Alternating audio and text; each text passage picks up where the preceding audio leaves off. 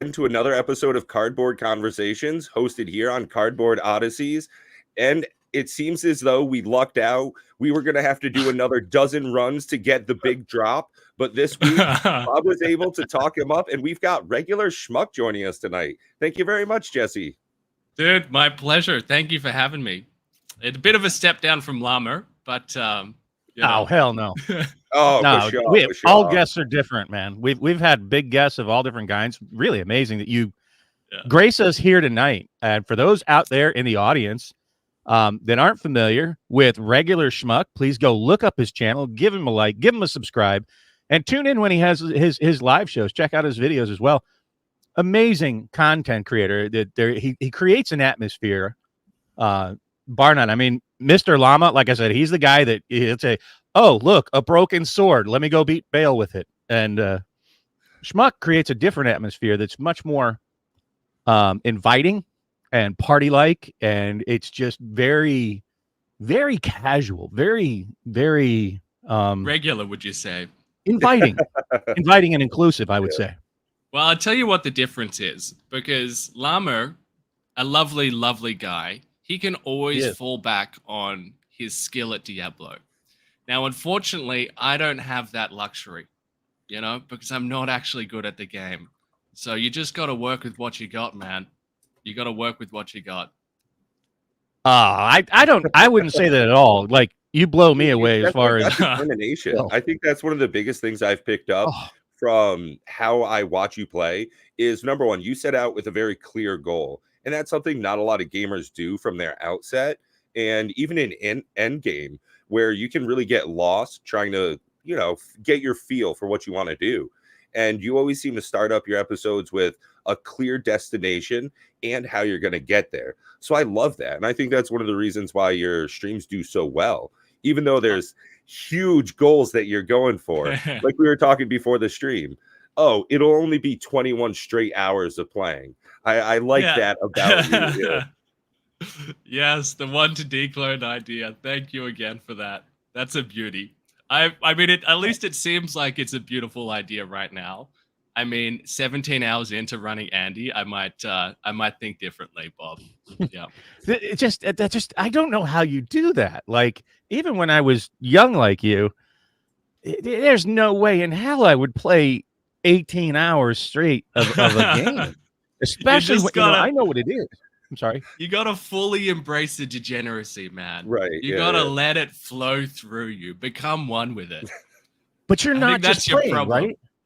Yeah. You're not just playing. Because it takes, when I'm streaming with an audience, watching the chat go by, interacting with them while I'm trying to do a thing, that takes a bit of brain cell density that I just don't have. I have a hard time with this show live trying to comment on the comments that are ticking by and stay on target with what I'm trying to talk about. And you're not only talking, you're not only watching the comments, you're actually doing something in the game. I would be sitting there probably silent for hours and go, oh shit, I have a chat going here too. You're right. It does, like, reading the chat the whole time. That's probably the most exhausting bit, is just reading. But at the same time, they're keeping me company, So time goes by much more quickly on stream, for sure. Do they keep you engaged and give you that encouragement, that extra energy to keep going? Yeah, they're a bunch of sweethearts, man, honestly. Because sometimes when you stream for a really long time, as you would know, like, you go through waves, and like when you're like 17 hours deep into like a 24-hour stream, that's the worst. That's the worst bit. Because you've been going for 17 hours, but you still have like 7 hours to go. And it's just like, what am I doing here? I want to take a quick. Why did I decide to do this? But they're so sweet. They like scoop me off the ground. I want to welcome some of your folks that I'm seeing as regulars in your channel in the chat. So welcome to you folks for coming and joining us tonight. And by all means, fire away questions. It's not as much chat as he usually has on his, so he's more likely to see it tonight. And if he doesn't, well, we'll point it out to him. And thanks for our normal viewers for showing up as well. Richie, thanks for that gifted sub. Appreciate that. So please feel free to interact with the chat as well, Schmuck. Beautiful. That would make me feel very at home. I'm out of my element here. You know? Nah, you're fine. If you want We're me to grateful figure to out have you. some other way to stress you out really hard the whole time. You have to finish a Rubik's Cube or you don't get to use vowels for the next 30 seconds. I like it. I've never seen it being done before. That's a great idea. Now, A a Shuey question on the about that. podcast. Ooh, You I don't know, think so. talking Not with tonight. Llama, he is very inventive on how he's setting up his streams. He's always bringing a different kind of aspect to it. How is it that you're able to keep stuff so lively? I mean, is it just the hunter's aspect of trying to get a 1 in 45,936 Shaco drop, or are you, aiming for something else? What is it that keeps you so new every time you do a stream or an episode? Yeah, dude, that's a great question, man. Basically, I really like doing challenges. Setting myself a challenge and then trying to do it. I find that really fun. It keeps the old game super fresh. Now, the problem is that Llama has done every single challenge in existence. So basically, I'm just copying stuff that other content creators do, but doing it, inordinately slowly. Yeah. But Except you know I don't what? know, Bob, if anyone's done a 1 to declone while farming the SOJ. I know people have gone 1 to declone with an SOJ in the stash, but I haven't seen it before. Hmm. But I'm also scared to look it up just in case someone has done it. You know what? But here's yeah, I'll put your mind at ease with something like that. Now, maybe it's a different way of looking at it, but it's just the way I see it. Just because Jimi Hendrix played a guitar and he played it well doesn't mean that other guitarists shouldn't come along and play guitar. So just because Mr. Llama's done some challenges, or Sweet Phil, or your hero, your twist on things, your flavor on things can make it. There's more than one person that can do the same challenge and put their own spin on it. So just because Eddie Van Halen existed doesn't mean that someone else shouldn't pick it up and try. Yeah, for sure. And a lot of the challenges that are really exciting to me are ones that are like a little bit out of reach, for my skill set. Like the one we did a couple of days ago was a sorceress 1 to Ubers. And taking down Ubers as a sorceress when you have like bad gear is like pretty challenging. That took every single brain cell I had spare. Yeah. And we've got one of our channel members here, MTG Hillbilly, who's just started playing some Diablo 2. Do you have any beginner's tips to somebody who's just getting into the game? You played or just returning hours. Do you have a suggestion on maybe a starter class or some easy tips and tricks not to get lost with the Tetris of the inventory system? Yeah, man. Firstly, welcome to the rest of your life. I'm so excited for you. I wish we could swap places. Beginner's tips. Okay, I think that deciding on a build beforehand is probably a good idea. And then there are some really good builds for beginners. I would say a Trap Assassin is probably a really good one. Like going into Wake of Fire, that's a really good one. It's got a very chillax, chill play style. It's very my brand. I think a Javazon is also a really fun, good starter. Mm-hmm. Yeah, it makes sense. And then what else? Do you guys have any other good starter builds? Well, it looks maybe like an elemental druid. That summon druid. Interesting, Wharf. That's a. I disagree. I'd say you go with one of the top 3, to be quite honest. Otherwise, I think your play experience by the time you get to hell, and hopefully you'll stick with it. First of all, I would recommend starting at the beginning of a season, because you're going to find a lot more players online, which will help you kind of run through areas no matter what shitty job you do or class you do. Starting at the beginning of a season, you have this big, massive, I'm going to call it like a bulge of people that start out and they're running through things, they're leveling up as groups, they can help you go through things to get exposure to it.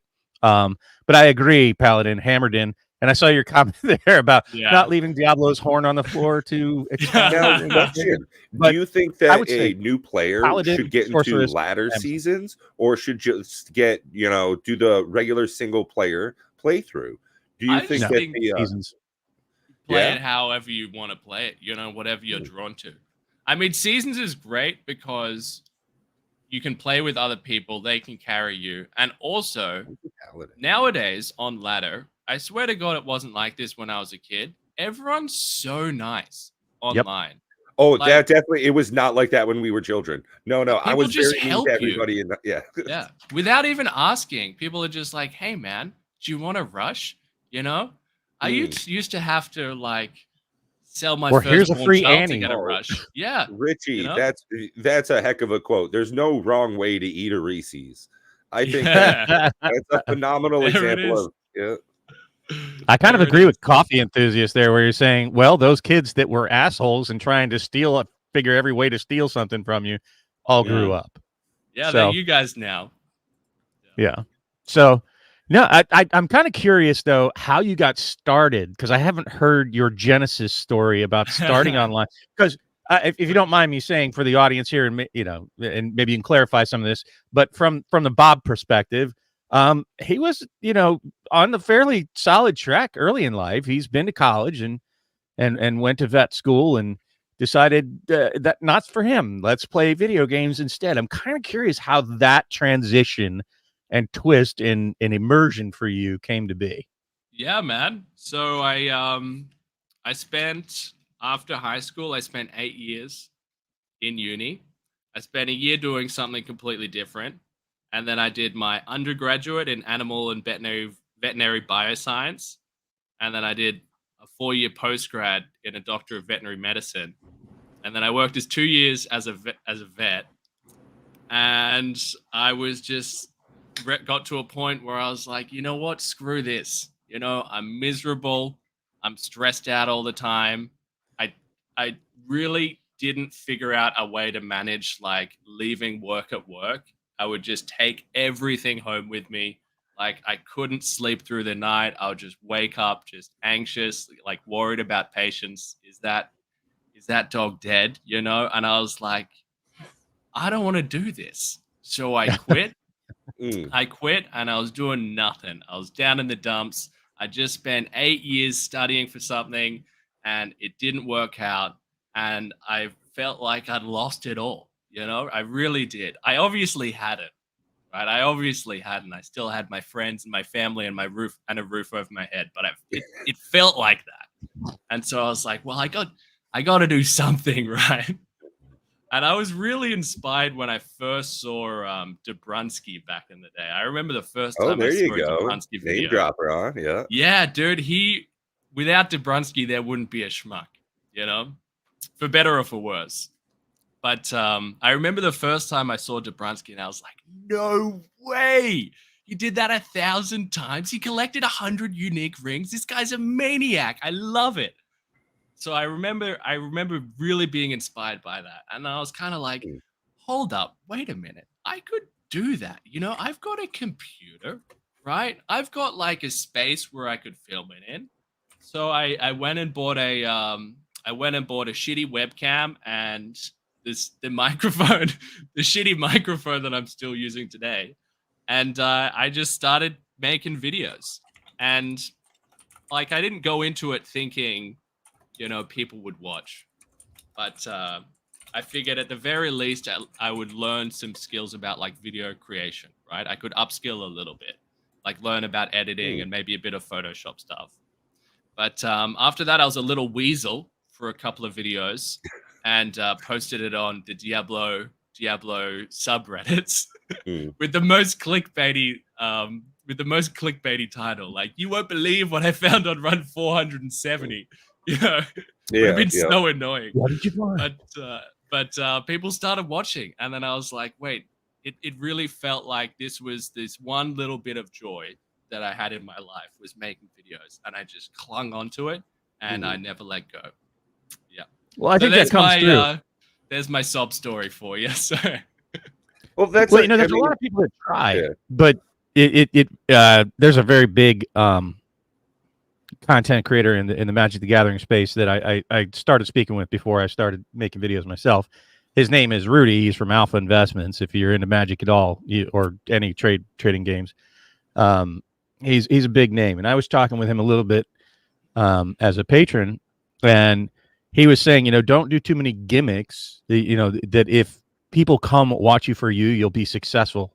You know that's what you need to sell is you as a product. And I think that's really true for you, that it's your personality that people are really tuning in to day after day, subbing for, that you just have a very charismatic demeanor, and people like being around positive people. Thanks. Well, it's certainly not my skill level, you know.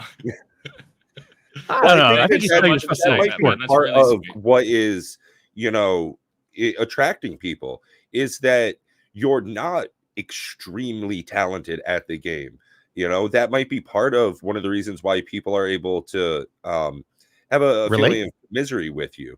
Oh, hey, I'm not able to just figure out the best way to do it, but I can just do it 100 times. Yeah. They're like, oh, hey, here's a guy who makes his living. Lots of people watch his videos, and yeah, this schmuck's doing the same thing I am. Yeah. Yeah. Well, I mean, it's really fun, like, not knowing all of the answers to a particular problem into Diablo immediately, because it means that we can kind of work through it together with chat, Like in the Sorceress 1 to Ubers, we hit so many roadblocks and we were just like troubleshooting constantly, and we finally got there. It was so immensely satisfying. Yeah. But thank you guys. Like, that's really sweet of you guys to say that. Or like when you're trying to find a a flawed sapphire. Yeah, for 2 hours. A chip sapphire. It took 2 hours. And then another time we were trying to find an L rune that took over an hour as well. That was dark. That was real dark. Oh, jeez. Yeah. One of the ones I got personally. I'm sorry. Go ahead, Pat. Is Diablo 2 the only game that you're playing frequently? I know it's one of the most premier things on your channel, but do you often get into other type of video games or gaming in general? Yeah, I dabble in. I'll always be a gamer, and I dabble in other games for sure. Like right now, I took a suggestion from my chat, and I downloaded this game called Battle Brothers 2 days ago. And it's got a terrible name. It's not catchy at all, but it's so fun. So I'm hooked on Battle Brothers right now. And then before that, I was playing the latest God of War, which I'm not a huge fan of. I love the franchise. I really deeply love the franchise, but the latest one just didn't do it for me. And then before that, I think I was playing lots of this game called Brotato. Okay. Have you heard of Brotato? I just suggested to Matt, I think the last time I saw him was get Brotato. It's free on Game Pass. Oh, dude. Yeah. We got another Brotato in the house. Dude, you've played it? It's super good. I love it. Yeah. It's so fun. It's such a good non-thinky game. Yeah, I do a lot of roguelites and those run-based kind of games. And Brotato is a very in-depth. It's surprising. It's got a lot of different mechanics to it, and they can definitely compound on top of each other. So you can create some very wild builds, or you can just have an idiot with 6 sticks and you don't do anything except run around and just smash everything. Yeah. It's got so much heart, doesn't it? Dude, I love roguelites. What are your favorites? So I actually was at one point in the top 30 in Enter the Gungeon worldwide for like a week or so when it first came out. Dude, I should be interviewing you, dog. That's awesome. I've actually gotten really good at those kind of games. For some reason, I have pretty bad ADD, and it is just like a flow state. You kind of zone out and you don't even think about it. So Binding of Isaac, I cut my teeth for thousands of hours on that gross game. Classic. Along with that, Dead Cells, a little bit different, but similar enough in the same vein. Let's see, Brotato, definitely one of my newer ones. One of my pet games, if you haven't played it, called Nordic Ashes. It's still I'm writing it down right now. Yeah, it's on Steam, has a very good art style, mechanically sound, and they are almost weekly putting out updates for it. So that's one of the things that I loved about Diablo as a series, long run, is that they've continued to maintain it, is that they're paying attention to the game. And I think that that is lacking in a lot of other games.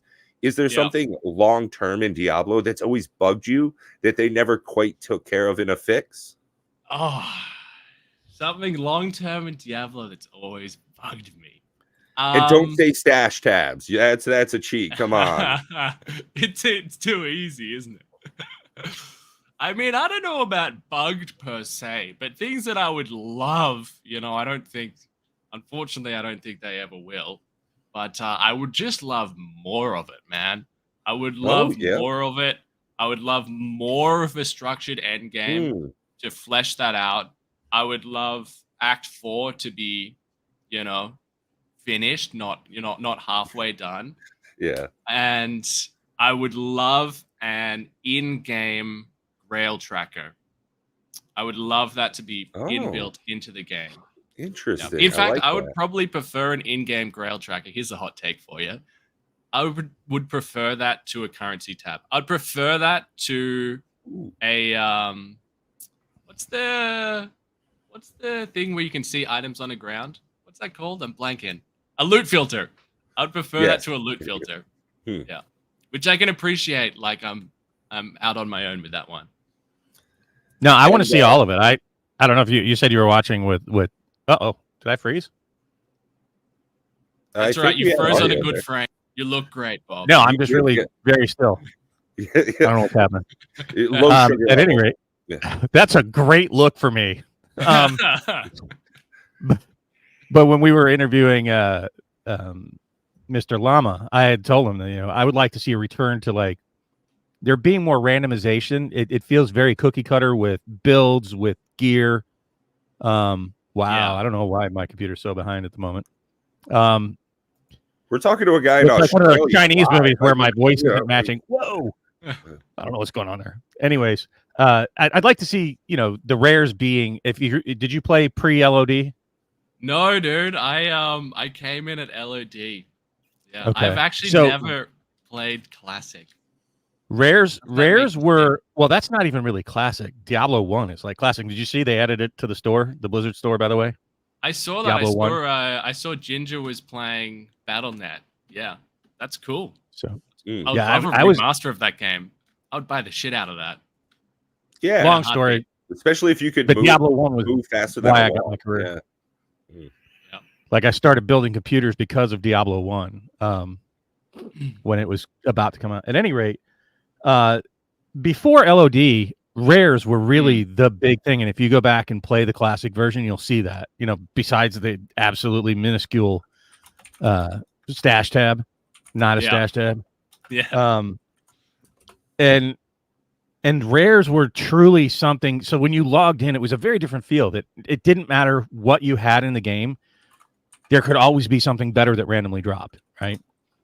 So, the rares were truly the top dog piece of gear. And I would like to see, I don't even care if it's in uniques, where they have some, standard affixes and suffixes, but there's other things that could randomly roll on them. But it's like it feels like you complete something. Which is why you have the grail, right? You're looking for more to complete. Not that you need the gear, not that it's any better, but it just gives you something to shoot for. I'd rather them take that and say that there's always something better that you can get when you log in, right? And spend time hunting. And I miss that for the game. So I would like to see that return. I would like to see rune word charms, charms that have slots to make rune word. Yeah. Dude, I've literally never heard that before. That's a cool idea. Yeah. Thank you. I would like to see some of that. Eric has a question for you. Why do you hate LK? I'm not even sure what this means. Lower Karast. Okay.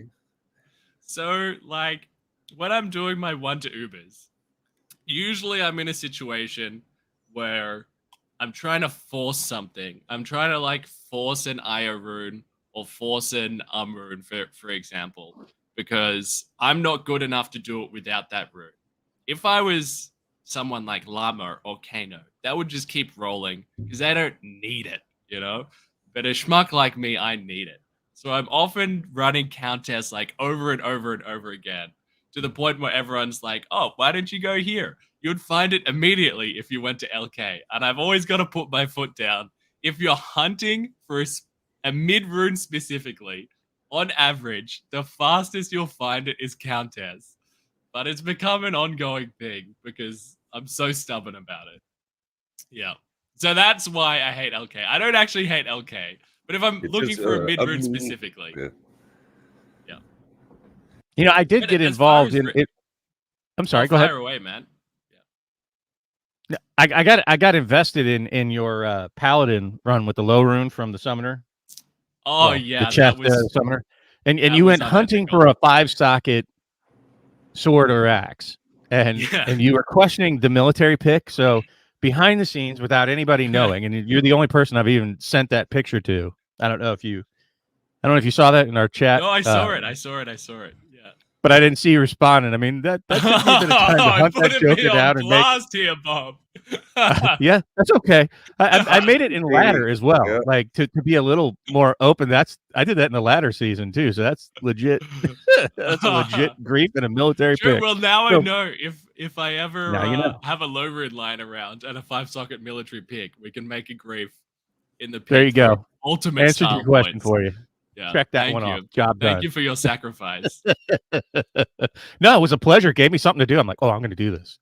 It took me a while to get it all together for you, but I was so proud when I did it for you. Yeah. But, I'm proud of you too.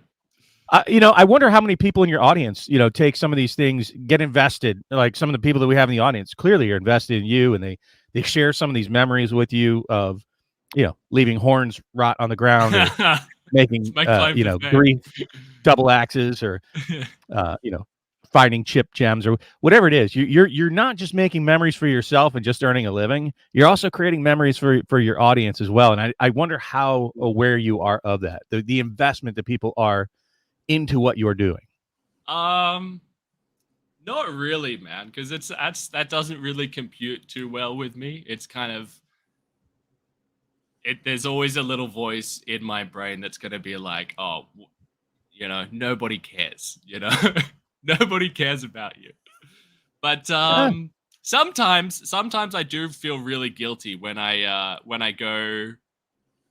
do a super long stream, like we've gone for like 16 hours or something, and then I fail the mission at the end, so I don't give people that payoff at the end. I do carry that around a little bit. Yeah. Well, so I guess I wouldn't. I wouldn't. And do you want a different take on that? Yeah. Now away. you've given us another episode to get to tune in for the redemption, or the redemption, or the necrodemption. Yeah. Well, and also, I mean, in some aspect, it's not the 30 seconds at the end of the stream when the item drops that's important. It's the 16 hours that led up to it. That's the factor. You're giving people a huge length of time of enjoyment. It's not the end goal. You're right. Don't they always say it's not the destination, it's the journey? Yeah. It's the Menalds you find along the way. I'm pretty sure. Yeah. Or the 500 of them. Right. All the subs you get along the way. That's the real, No, it truly is. I mean, right. it's You're like right. a story. And sometimes I am a little bit, I'm a little bit hard on myself internally. So that's something I got to work on. I feel like I should just come on every week. This will do great for my mental health. Oh, are we your therapist now? Yeah. Yeah, we're going to change it to cardboard therapist. Yeah, this is why Matt didn't want to come. Yeah, instead of Better Help, we'll start doing a Sunday episode called Regular Help. Yeah, nice. Great question, nice Coach. Branding. And so, Schmuck, Jesse, do you collect or play any trading card games? Are you into any cardboard? Or are you all digital nowadays? Not at the moment. I used to be, though. I loved Magic the Gathering when I was a kid. Yeah, so I'm excited to learn about what the Magic landscape is now. Hold on a second. Happen. Hold on. We got Bob, to show him something. Okay, thank you. Well, I'm going to go to eBay's. Are you a Post Malone fan, by the way? Yeah, I like Posty as a person more than I like his music. Everything My man, I've seen okay, of him, I like you. He seems like a really chill dude, really down to earth, has really good interactions with his adoring fans. Super fast. I was thinking that too, but then Bob went a totally different direction than my direction. Well, we'll cover that. So just like Mr. Lama, and you said you watched the episode, we've actually created our own format of Magic the Gathering. There's the popular format the most popular is called Commander, where there's 4 people. It's not just head to head. There's 4 people that sit around and play.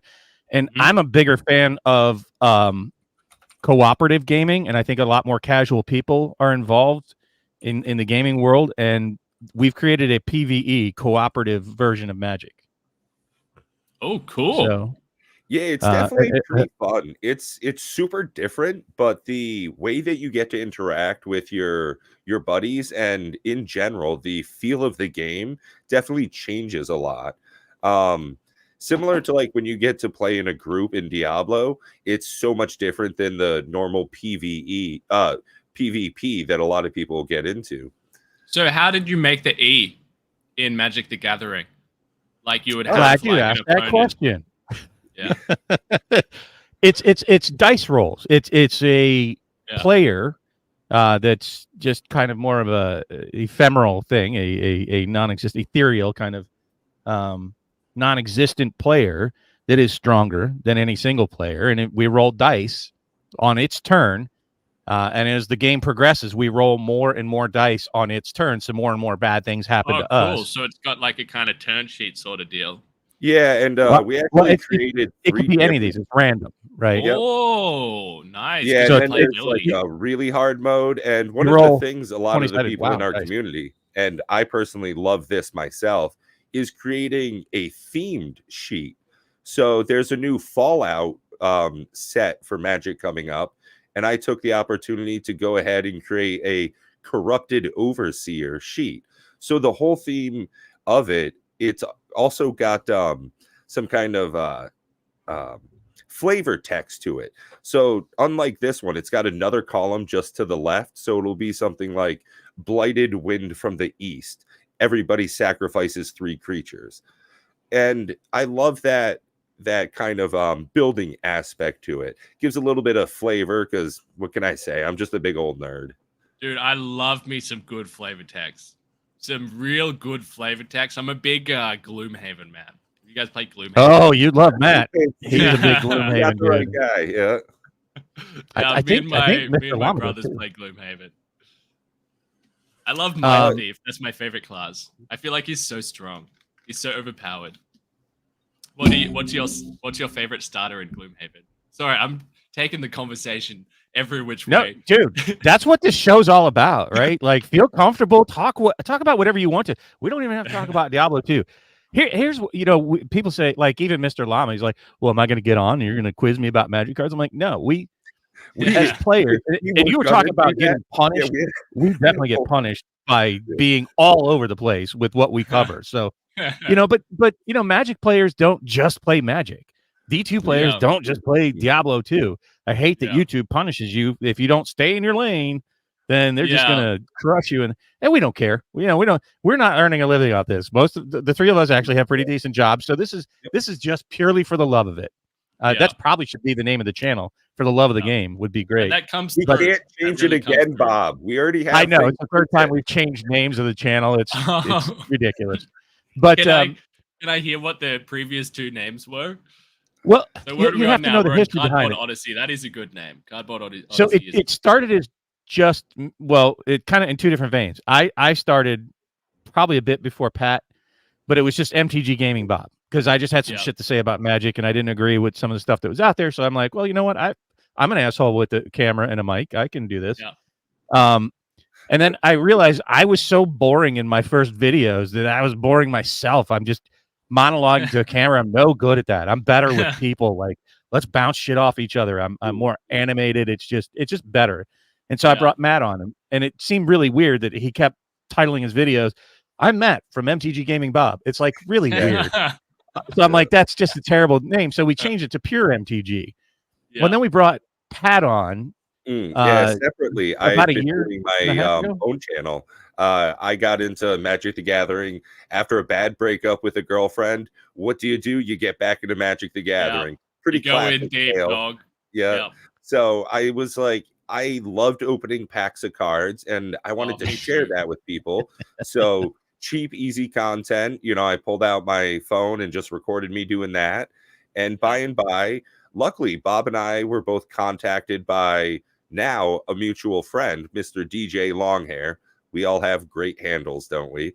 and Yeah. he invited us onto his roundtable. It's similar to this, a lively discussion about mainly Magic the Gathering stuff.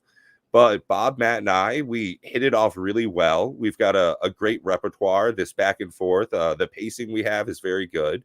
And, just I figured it would be great if I could join in with them, kind of focus our efforts together. So luckily I was able to join into pure MTG at the time. Yeah. And as we kind of started getting into other games, Games, kind of did a little bit of brainstorming and shopped it up behind the scenes. And I think it might have been Bob or Matt that came up with Cardboard Odysseys, and just love the name. Yeah. It's a good name. It's a great name. And we do a lot of board games. I'm big into board games. Yeah, talk to me, baby. What are your favorites? Give me your top 3. Dude, we could go at hours. At the top of my list would be Clank, and that's not even a co-op one. I don't know if you've ever heard of it. It's kind of a mix. I think my older brother has Clank, but I've never played it. Oh. So to describe Clank, I love deck builders. First of all, I like co-op deck builders. Me too. I love deck builders. Wingspan's my favorite game. What's that? Wingspan. Have you ever heard of it? I've heard of Wingspan, but I haven't played. Is that the one with the birds? Yes. Okay. Yeah, it has a very similar vibe to me, like Evolution, and I've already got Evolution. My house is ridiculous. If I showed you pictures, I have games everywhere. I have a 4,000 square foot house, and I'm running out of space to put shit. And a large part of that is board games, huh? Damn. That's a lot of games, bro. if you He's come a collector to Ohio, of a very certain sort. Yeah. Dude, you gotta try Wingspan, man. Okay, the first time I played it, I didn't like it the first time. I was like confused. There was a lot going on, and like thematically, it's not very cool. You're collecting birds and you're laying eggs, but it's like the balancing of it is so good. It's like just really elegantly designed game. It's immensely satisfying because it's like an engine building game, and when you get a ripper start and you get a morning dove early, oh man, it just feels so good. There's such good dopamine there. Strongly recommend. Big Wingspan advocate over here. I don't know if that's coming through, but so what you're saying is that you kind of like Wingspan. I saw it, and I watched people playing it when I go to gaming conventions, and I went to, I think I don't know if it was at Gen Con I saw it or it doesn't matter, but I saw it at one of the gaming conventions, and it seemed okay, but it seemed very much in the veins of things I've already done, and I like kind of hitting new things. One of my other top favorites would be Dark Side Rising, which was not even released in the United States. What's that? I haven't heard of that one. Dark Side Rising. So, have you heard of Thanos Rising? It's a dice builder game, right? That you're building a team. It's co-op, and Thanos one is, of course, you're trying to beat Thanos from the Marvel universe. The Dark Side Rising one was never released in the U.S. because of, I guess, copyright problems with a Disney property, and so they only released it in Europe, and I was able to get it once upon a time at Amazon, and it came over from the UK or something. But it's a Star Wars version of it.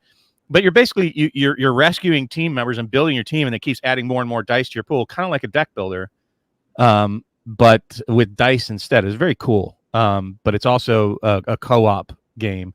Love Hogwarts Battle. That's a co-op deck builder. Dude, I haven't played any of these. I gotta lift my game. Okay, I mean, like I like the more complicated ones. I don't know if you've ever heard of Firefly, the board game. I've heard of the TV show. Firefly. Well, there's also Legendary Firefly, which is a different gaming system from the Legendary system that has Legendary Firefly, Legendary Aliens, Legendary Predator, and it's a deck builder, but dude. We could go on and on and on and on for hours. Other solid one. Your face lit up when I asked that question. Dude. Well, I've been waiting my whole life for someone to ask me this. Just trigger me, please. Yeah. Speaking of board games, I'm not sure if you've heard of this yet. I was really surprised in our conversation with Mr. Llama SC that he was unaware of this. If he hasn't heard of this, I'm kicking him out now. The only reason why I've heard of this is because I watched your podcast with Really? So I can't believe that he had never heard of this. Honestly, he calls himself a Diablo 2 creator. He Yeah. needs to get his act together, honestly. Right? And he's a That's board just gamer. simply not good enough for him to not know that this existed. Yeah. Cool though, right? Yeah, I Yeah, had I no was, idea until I watched dying. that podcast. So Yeah. this brings me to my next question. As you can see here, this is a Blizzard branded product. Now, Yep. do you think that the ABK, the Activision Blizzard King purchase by Microsoft, do you think that we'll see a bigger deluge of Diablo-like products? Is this a good or bad thing? I think only time will tell, man. I think only time will tell, but I would say that that's probably highly likely for them to cash in on the name for sure. That's what I would do if I was in the if I was in their position and I wanted to make money. You know, that's probably what I would do.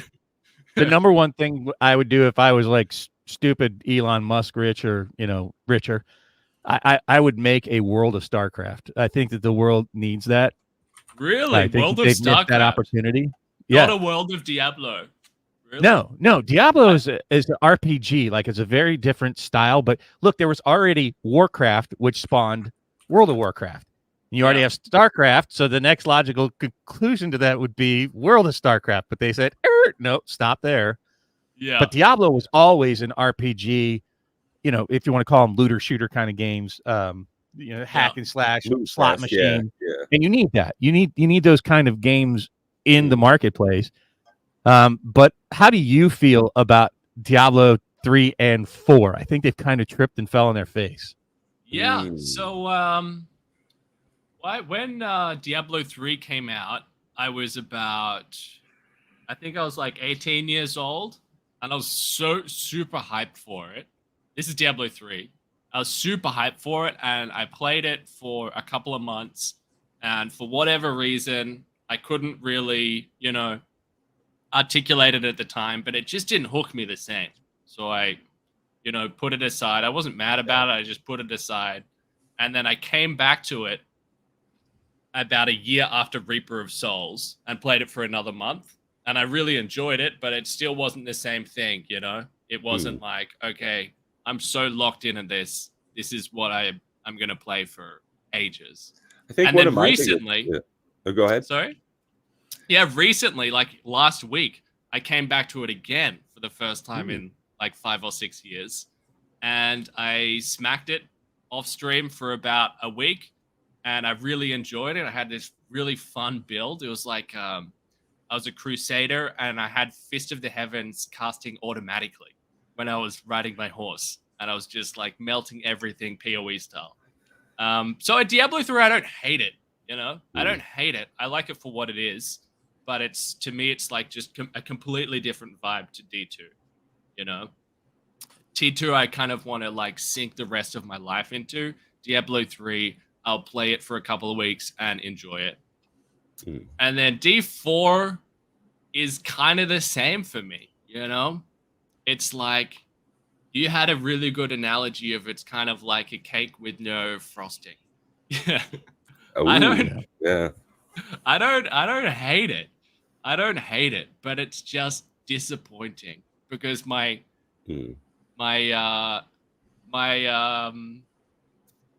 hope was that it would be so much more than what it was. It just feels like a game that you play for a couple of weeks and you're entertained for a couple of weeks and then you put it aside. You know, it to me it feels like it's got no soul. Real soul. Exactly. No real soul. It was kind of like, hey, it's like a corporation telling people, make this game, make the next Diablo for us. Not like a couple of bros in a basement being like, hey, we've got this passion. Right, absolutely you know enthused over it. You know, some real diehard fans that have a real strength behind it, a vision for it. I think that's one of the things that was lacking. I played a decent amount of D3, and I felt as though one of the biggest misses is that you were, by the end of every playthrough, able to get all of that character's spells and abilities. Whereas I liked in the particular paths you had to choose for D1 and D2, it locked you out of certain things. If you wanted to be... Yeah, there was no individuality for the characters. It was, Yeah. if you're playing a sorceress, you're every type of sorceress. Yeah. And I think Llama had a really good point. The itemization, he loved that keyword, and it's Yeah. a great take, though, is that it didn't have that same enthralling loot system. For some reason, it just seemed a bit lackluster. Yeah. I mean, that's the itemization is the big one, right? I Hmm. mean, that's really what makes D2 so good, you know? It's just they nailed the itemization system. When you find something, it feels really good, you know? You get that good feeling. And for whatever reason, for me personally, they just haven't really been able to replicate that in 3. But I feel the exact I same. think About I think they the missed the boat. respecking. I think they missed the I feel boat with both yeah, D3 fire and away. 4 with no rune words, right? Like just Yeah. that's got to be the best part about Diablo 2. I hate to say it, but everybody's looking forward to the rune words because it adds consistency without Yeah. giving me everything, right? Ooh, Eric. Yeah. That it not having them seems like a huge miss to me for the rune words. It was so unique and so identifiable for just Diablo 2, right? The rune words. I don't know any other games that have rune words in them. Yeah. And to just go up, well, that was the most successful thing. Don't add that in the next one. Like what? It's Why? almost like they put it in the too hard basket, you know? It's like that'll be just too hard to make and balance, so let's just not do it. That's what it feels like to me. Yeah. But one of the things that I love about to do that. Yeah, my job's hard too, Yeah. and I don't look at my boss and go, nah, I'm not going to do that because it's just too hard to do that. But they paid me to do it. I'm like, all right, I'll figure out how to do it. Come on, guys. They're a small indie company. They just might not have the resources, right? Yeah, to make the rune words. Yeah. It just, I don't know. That seemed like a no-brainer miss to me. And I think their approach in Diablo 4, and it was almost the same in Diablo 3, that a half-baked cake, that well, let's just release it, which is so against like what I've seen Blizzard over the years do. So they must have a very huge just shift in the paradigm that they have over there, where Blizzard, once upon a time, if they released something, it was a solid, well-built, fully fleshed out title when they released it. Yeah. And it feels like Diablo 4 was definitely taken out of the oven far too early. And they said, well, just F it. We'll just keep adding stuff and make it better as it goes. And I don't think that's being received very well at all by the public. Yeah, I mean, it's like I remember back in the day, I used to think about Blizzard the way that I think about From Software now. From Software, who makes all the Dark Souls games. Where it's like I've got complete faith in this company. When they release something, it's going to be really good, And I couldn't have never fathomed how much that's changed. Where it's like I can't trust him anymore, right? Yeah. Well, because Diablo 2 was, it was a Blizzard North creation, and I don't know if you've read have you read that whole fascinating history of what's going on there? No, the people that originally created Diablo 2, by the time Diablo 3 came around, they were all gone, right? And they're working on a new project now. Blizzard has become flurries. Yeah. Yeah, I mean, and I think that really the change that you're talking about is sort of that fundamental shift that the people that created, just like with Magic the Gathering, the people that originally created it and owned it and whatnot and loved it and cultivated it, they sold out to a bigger corporation, and Blizzard has changed hands, 4 times now? Yeah, the only thing that's the same is the name. Hey, it's not, the titles don't feel the same. The mantra doesn't feel the same. It definitely feels like it's the same thing that Magic's starting to do actually right now, which is squeeze as much money as possible out. Like, look at PoE, right? A free game that's way more in depth than really just about anything that Blizzard's releasing anymore. And it's free. You don't have to pay a dime for it if you don't want to. And it's not a pay to win kind of game. I think the thing that turns me off about PoE is just, oh my God, there's just so much going on all the time. It's almost tiring. There is a for lot. Me. Like, I don't. Yeah, there's a lot. I can't even tell when I'm standing in stupid, if you're familiar with the term. If you play like World of Warcraft or other MMOs, there's a term like when you're going to do raid bosses and Is that there'll when be a there's like ring around you. fire on the ground or something? Right. And yeah, like a pool of poison or some shit. Who knows? Yeah. They even kind of have it in Diablo 2. You don't stand in that, right? You're like, Yeah. You don't gotta stand always be and die. circling. But I can't even tell where that is in Path of Exile. Like, Yeah. I literally can't even see the stupid that I'm standing in. I'm like, why am I'm just gonna run because I'm dying. Shit, I don't even know what's hitting me. So that's the problem I have with PoE. PoE 2, it's just a big reset because they've kind of ramped PoE 1 out of control, and there's no reeling it back in. But they're fully Power dialing creep. it back I got for you. PoE 2. Yeah, exactly. Yeah. And I think they can cut back. And they're aware of it. But back on Blizzard for one thing, because one thing that I'm curious about is that at least for all of the internet bros like myself, there's just obviously a generalized discontent with D4, right? That's pretty like virtually universal amongst the internet bros. But I wonder if they don't care. Yeah, because it's like we're a small minority, even though we're very vocal. We're just like in an echo chamber on YouTube, watching each other's videos. But there's you're my guest, but I'm going to argue the with masses of people like casual no, gamers. I'm going to say no. I'm going to empirically say no. Okay, and I'll even. Yeah, I'm sorry, you're my guest, and I don't want you to feel like you're being attacked. But no, that's fine. Well, you don't do emergency patches when you're unaware and happy with what's going on, right? But they just did that in season 3. You don't.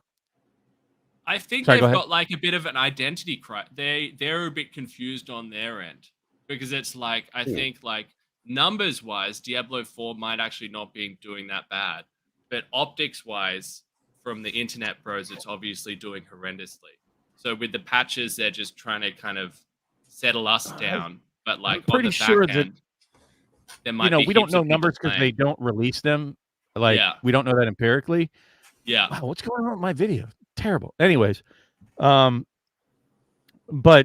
from all indications that I've seen, including the fact that right now it's already on sale. It's not even a year old. Sure. Well, I mean, that's not a good time. You gotta sell it before. You gotta sell it before there's a paid expansion, though. Yeah. So you've got to sell the base game now. Release the paid expansion in 6 months. I think that they're very well. I think they're very well aware that things are not going swimmingly. And true. And I mean, that's more just something I was curious about. Sometimes I try and because I've fallen in the trap before of being in an echo chamber and not realizing I was in an echo chamber. So I was just trying to just brainstorm that. But yeah, I guess I don't know.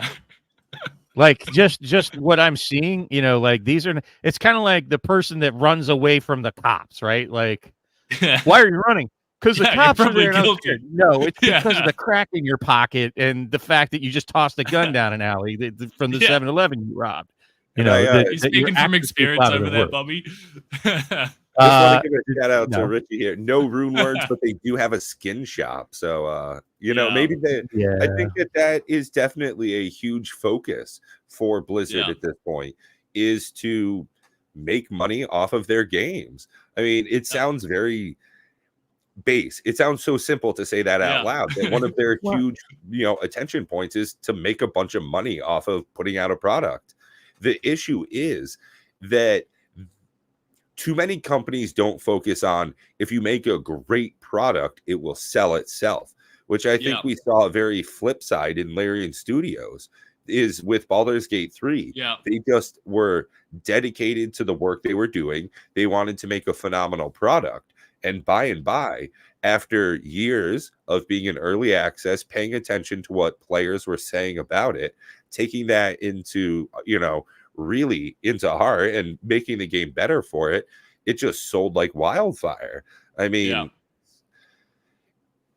it's easy to see why that hasn't happened in some of the recent Diablo games, is that their turnover of staff, they don't have the same dedicated heads of studios that there used to be. And some of the names that we hear about are really just figureheads. Unfortunately, they're not generals leading the army and making, real decisions and putting a soul into the game. Even if it's Death Stranding, I think that's a great example. It's a walking simulator, but boy, did they stick to it. They went in 100%, and you fall over and you got to move those boxes around. They really went for it. I'm not saying for me, it's not something I ever enjoyed, but damn, they went for it. Whereas some of the recent Diablo, it's just they made another Diablo. Whereas I think if they just made another Act of D2, I'd probably be happier if they just hired 30 people that loved it, knew the lore, and programmed that. Yeah, I mean, I would prefer that personally, for sure. But it's like also they've got this proof of concept from Diablo Immortal, where it's like they can make an ungodly amount of money for a game that the general sentiment towards is horrible, So it's kind of like, why would they not when they're in the business of making money? As much as I hate will answer that. I will answer that.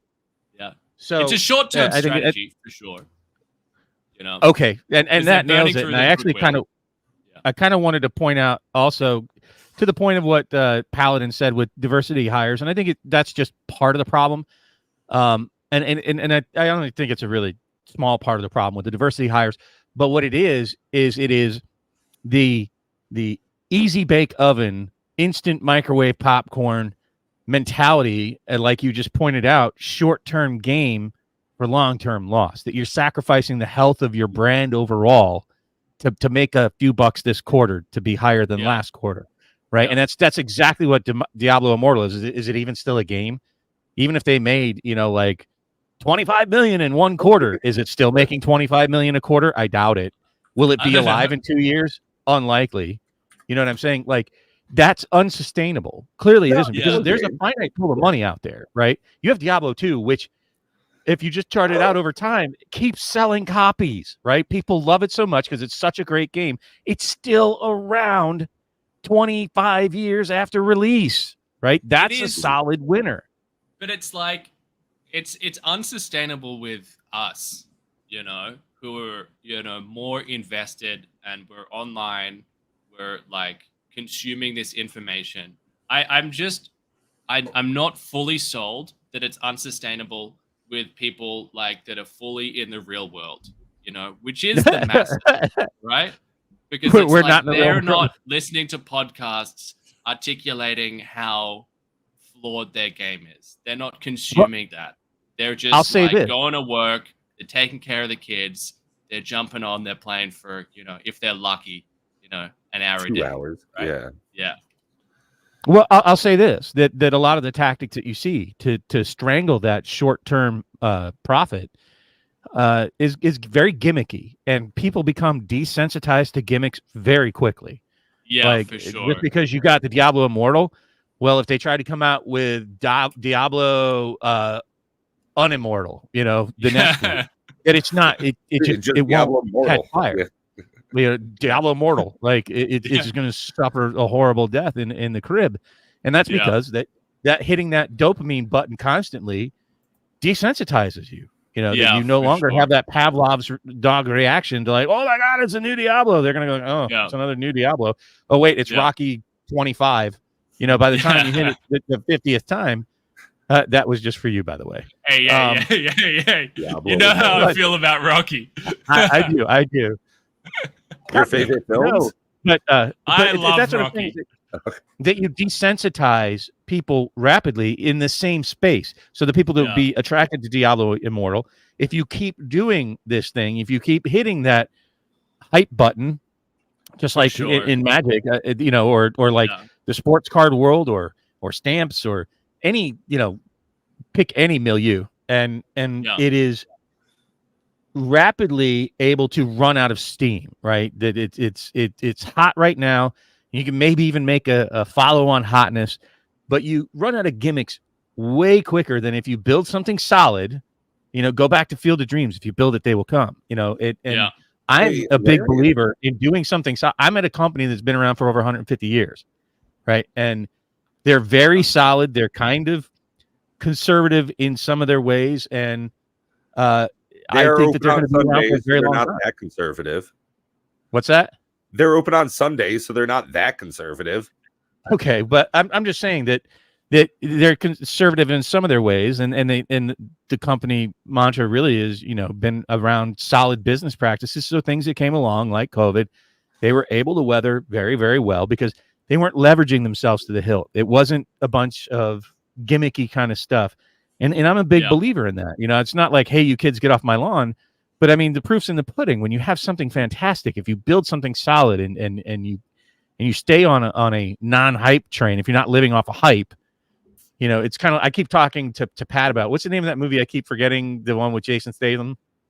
Crank. I don't know why you keep forgetting it. Oh, yeah. Yeah. I'm old. Is that That's the one why. where he's got to keep the adrenaline Yeah. up? Yeah. You can't. Eventually the adrenaline wears out or the heart's going to fail. One of the two. Yeah. So you can't keep doing that in the gaming space either, right? Yeah. Build something solid so that the ticker lasts a lot longer and it'll be better in the long run. But these companies have been trading hands just like trading cards or stocks. And you keep passing that buck along, and eventually it comes crashing down. And I think that's a scary tactic. I hope that they keep Diablo 2 alive for a very long time. I've been in and out of it for 25 years ish. And I play Diablo 3 just like you for about a week or two, and I get, Paragon level, I don't know, around 300 or 400. And I'm like, all right, I'm done. Like, there's I nothing never that went pulls me back to it. every day. I never revisited Diablo 3. I played it when it came out. I think I had 3 characters. I got all the way to, end game and felt as though I had finished everything there was. That there wasn't anything that I kept wanting to come back for. I mean, I just recently picked up Farming Simulator 22 again. And all I'm doing is like cutting down. Like, it is the same shit over and over. Well, I mean, it's more Diablo fleshed 2. out now. The Diablo 3 endgame is more fleshed out now. It felt like there was quite a bit to do. Like, you've got like this altar, and you've got like your paragon, and then you're like running glyphs, and you're extracting legendary powers because it's had 30 seasons in the oven. But I felt the same way when it first came out. It was a bit like Diablo 4. It was kind of like this is undercooked. Yeah, there was no, extra. There's nothing that pulls me back in either one of those. Neither of those make me feel like I haven't done enough. Whereas like Diablo 2, even though I've been playing, like you said, what's the one rune you haven't ever gotten in 20 years of playing? Zord and Champ. Can you believe that? I've never found a Champ rune either. Yeah. You know what? Embarrassed by it. You should know that. I got my second ever Zod. Oh, you've got two? I remember that when you found one, actually. That was the season where you can find those. You just got to go to Lower Karas. You can't get a Zod in Lower Karas. Got him. Got him for the callback. But nice, man. But no, I was watching your stream in the background, admittedly, and literally I got it like 5 seconds before I told you. It was just doing random bale farming, and I'm like, is that fucking Zod? That's when I do my best work, is when you have me on the background. Yeah, especially when I'm on mute. That's when I'm at my funniest. The other Zod I got was years and years ago, like before Diablo 2 Resurrected. So it was in LOD, and it was from cows. I remember I think Eric makes a great point here. That, I mean, the modding community has really, helped out so much in the long run. Do you think that is one of the things that has helped D2 stay around for so long, is that, it's so community driven? I don't think I've ever heard of any modding scene for D3 or 4, probably outside of the user interface, which is always shit. I mean, I think that's one of the pieces of the puzzle for sure. Like, a really big one is Project Diablo 2, right? People love Project Diablo 2. Yeah, I'm always getting comments about it. When are you gonna play? Not playing this season, lame. Because they're so passionate about it, which I love.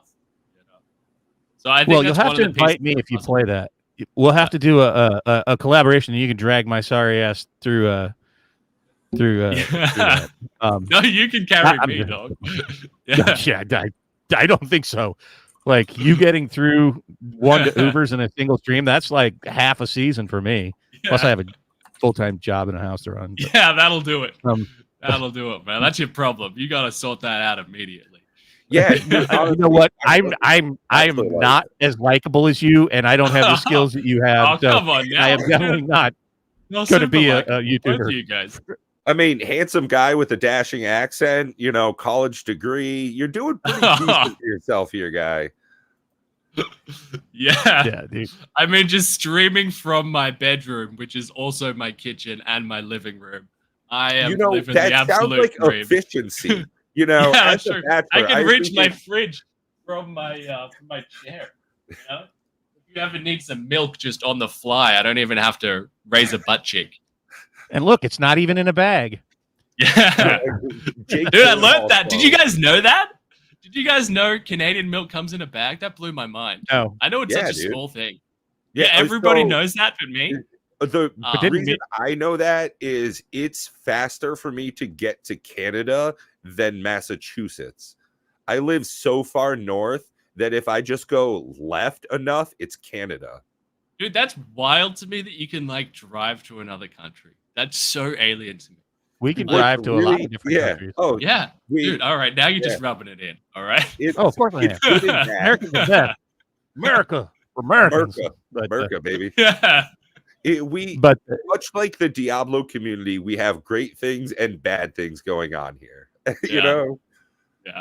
Yeah. And just like any other country, you know what? I hate more Americans than any other nationality, to be honest with you.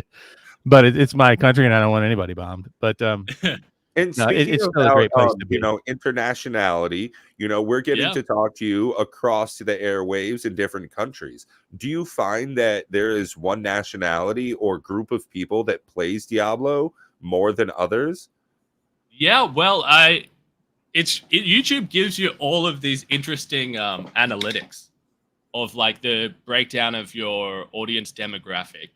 So I'm gonna get that up right now because I don't want to misquote anything. Right. But there were some nationalities that surprised me. And on tangential question, is Chinese gold farming still a thing? I've got no idea. Yeah. That was a big thing when I played in the early 2000s, is that you could just buy online money. Yeah. And that was a huge thing on servers. And I always wondered how sustainable that could be. And well, I get interesting. I get a lot of emails from potential sponsorship offers. Oh, from, yeah. Teleprompters and shit. RMT Diablo item websites, and it's like, bro, obviously not. Obviously I'm not going to take that sponsor. That's literally the worst possible thing I could do. What, you don't like pay to win? There is a problem with botting in Diablo 2, obviously, right? Yeah. I'm going to argue with you on that one too. Okay. Let it rip. I love this. Don't you love coming on a show where the host just keeps attacking you over and over again? Yeah, well, you butted me up at the start, and now you're flipping the script, baby. You thought you were going to... I still love you. I told you. Look, I told you, I'm a brutally straightforward kind of guy. No, I like people that tell it how it is, because then when they say something, you know that they mean it. And I like that about you. Get to the heart of the matter so much faster, too. You cut out all the fluff. I don't have time for fluff. I'm a very busy man. I've got a lot of meetings. I've got a lot of... But I'll say this. So first of all, the amount of money that they make off of botters is probably as much or more than the number of purchases from regular players, because they go through and sweep out the bots, and guess what? They got to buy new copies, right? So quite frankly, the botters are subsidizing keeping the servers lights on. They don't give a shit about D2. They don't even make any changes for the upcoming seasons, right? So to some extent, we're being subsidized like the WNBA. You know what I mean? And because of that, also for somebody like me, right? I'll be honest with you. I buy runes. I try to get through a season as best I can, but I can't devote the kind of time. I have a couple hours here and there, and I don't want to play Diablo 3 or 4. They're just unappealing to me. They don't hook me in. So if I want to play Diablo 2 for a season, realistically, I'm going to have to get like a John and a Bear rune so I can get my Enigma going on my Paladin. And it's unfortunate, but yeah, I make however much an hour, but it's a lot more than the 75 cents that I have to pay for the 2 runes to get my Enigma. Do you feel like that you're robbing yourself of potential dopamine by doing that? Nope, not at all. No? Because what it does is it unlocks a door. It removes a barrier for me to be able to do other things, right? It's not like I want to buy everything so I'm fully equipped up and there's no reason for me to log in. Yeah. But there are certain you're just getting it off the ground. Yeah. I guess my favorite class by far is Sorceress.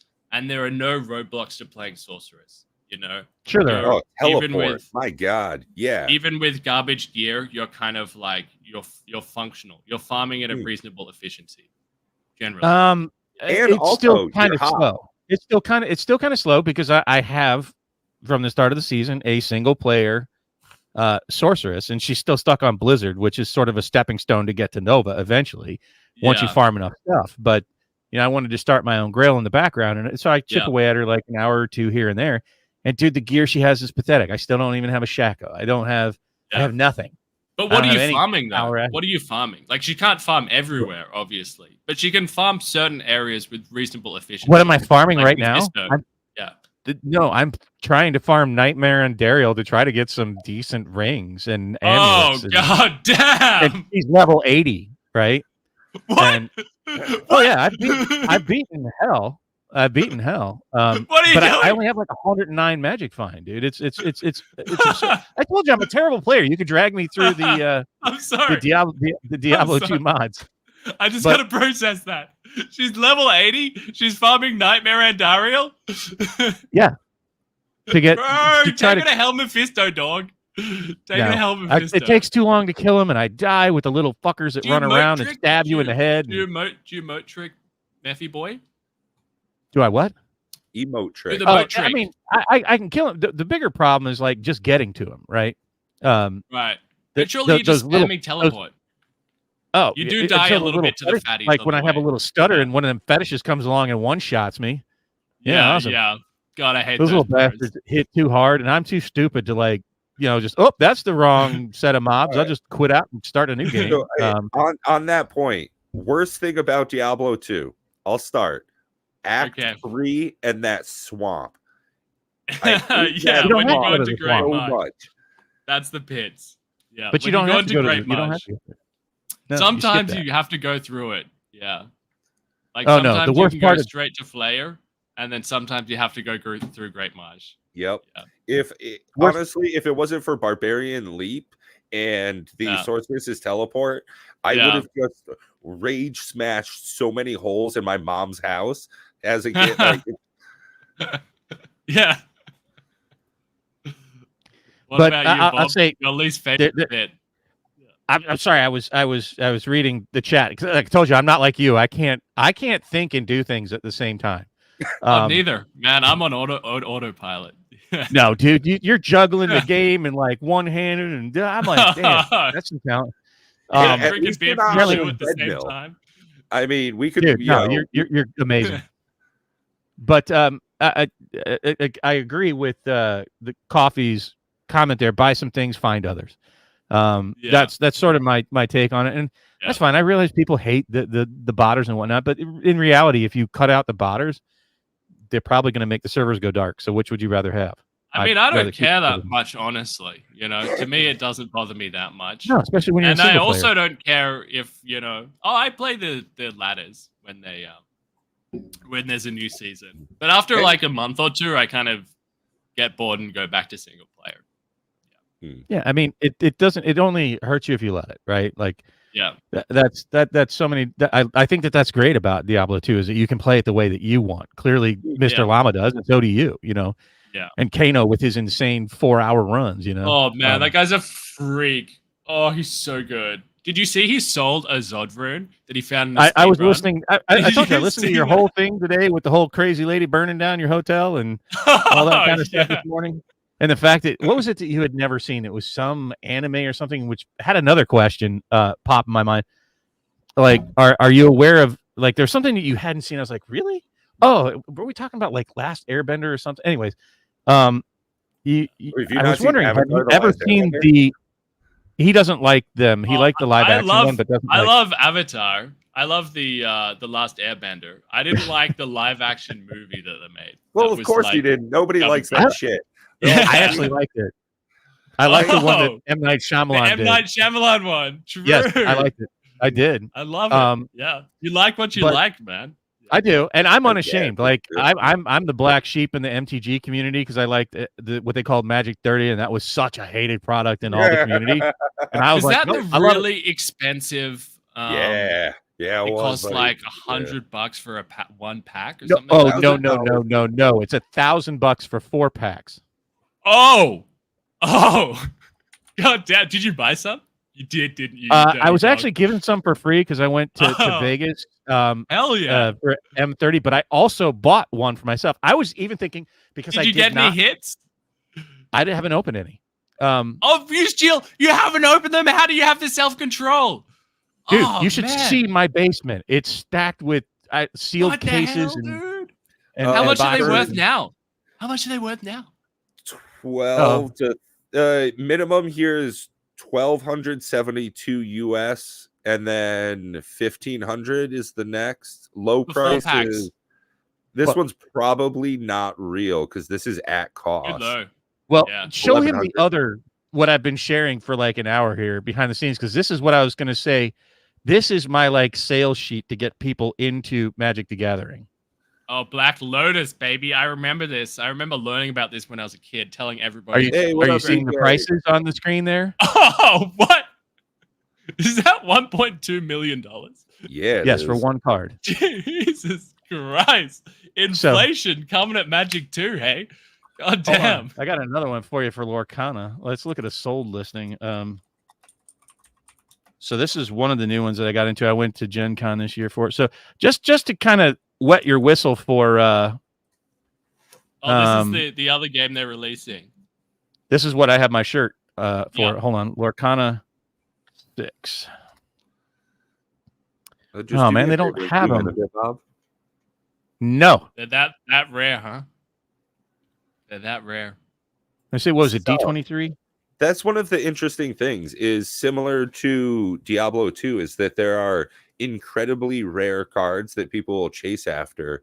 Yeah. And what's funny about it though is that they're just a fancier version of a regular item. So unlike a material armor, it's nothing that's incredibly powerful.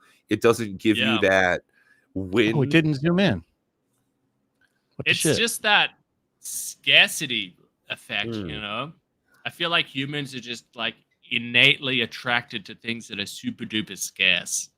I think that's one of the reasons why diamonds are so sought after in that aspect is that, well, actually, they're not even all that scarce. We can make diamonds. Gold, I think, is probably a better example.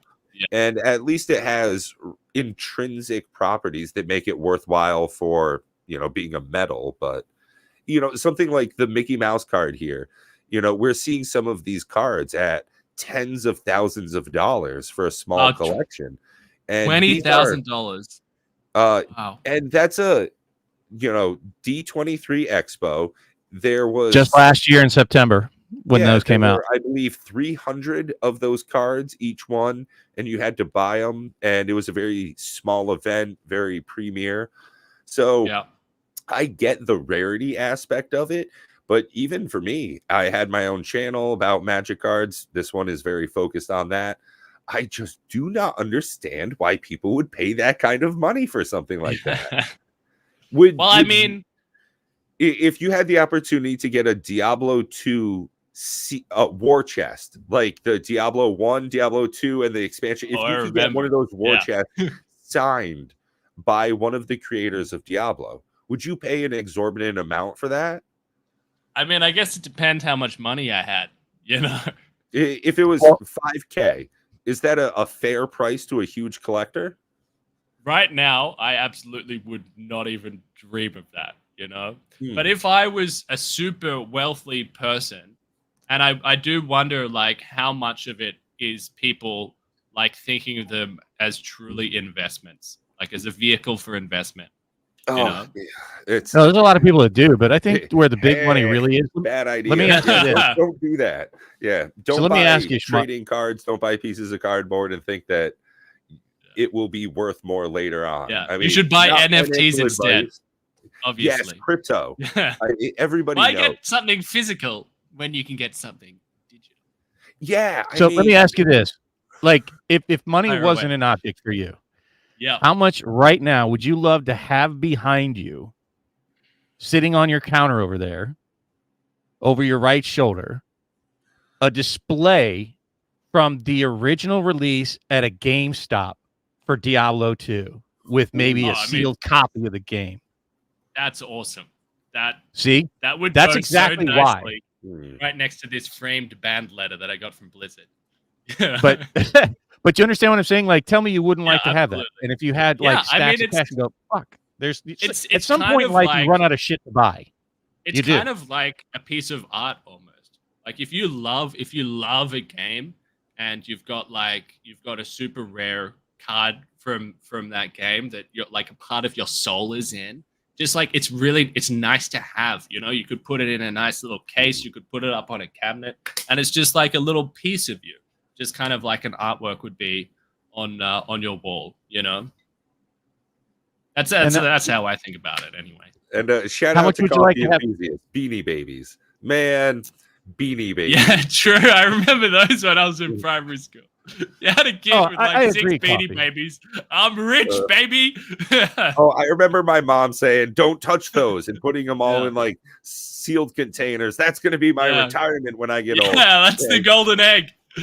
That's the golden egg. and I they all remember had when I them, was like, in French grade fries, 3, I 'cause they came from accidentally ripped a McDonald's, tag yeah. of someone else's one, and I was so Yes. distraught about it.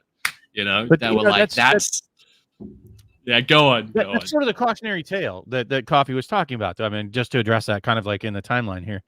Yeah. That Beanie Babies are exactly the problem that the sports card industry went through, even stamp collecting. Yeah. But that doesn't mean that all things sour, right? Some of the earliest stamps are still exorbitantly expensive. Now, if you go Yeah. down to your post office and buy stamps now because they're made as a collectible, guess what? They're probably never going to age well. They're going to age like milk. Same Yeah. thing with sports cards. Just because they're making 1,000,000,001 now with little pieces of the jerseys and special, you know, asshole foiling or whatever's on them, you know, doesn't mean that a Mickey Mantle's not still expensive, right? Yeah. It's that's the cautionary tale in collectibles. But my point was, at some point in life, and I'm not trying to brag here, but like we struggle with like, what do we get each other that we've kind of done well in life, and what do we get each other for gifts at this point? It's like it's almost like a bad joke. I'm a super hard person to buy for. Well, Not I know because what to get you that's what I now. I'm want. going to get you a jar, Eth, and a bear rune for your birthday. but what, like the plushies? But you know, and in collectible spaces, that's a lot of times what it comes down to is that, you know, at some point, Schmuck, you know, you'll maybe in a different financial position, and maybe you'll see a copy of a sealed Diablo 2 Lord of Destruction box at some collectible store, and it might be some ridiculous price. Look at the original Dungeons and Dragons handbooks, right? Trying to find one in like in super mint condition, like that meant a lot to me. I went and started hunting them a few years ago, and I've got like a pretty good copy of the Dungeon Master's Hand Guide and the Player's Handbook, and or the Dungeon Master's Guide and the Player's Handbook.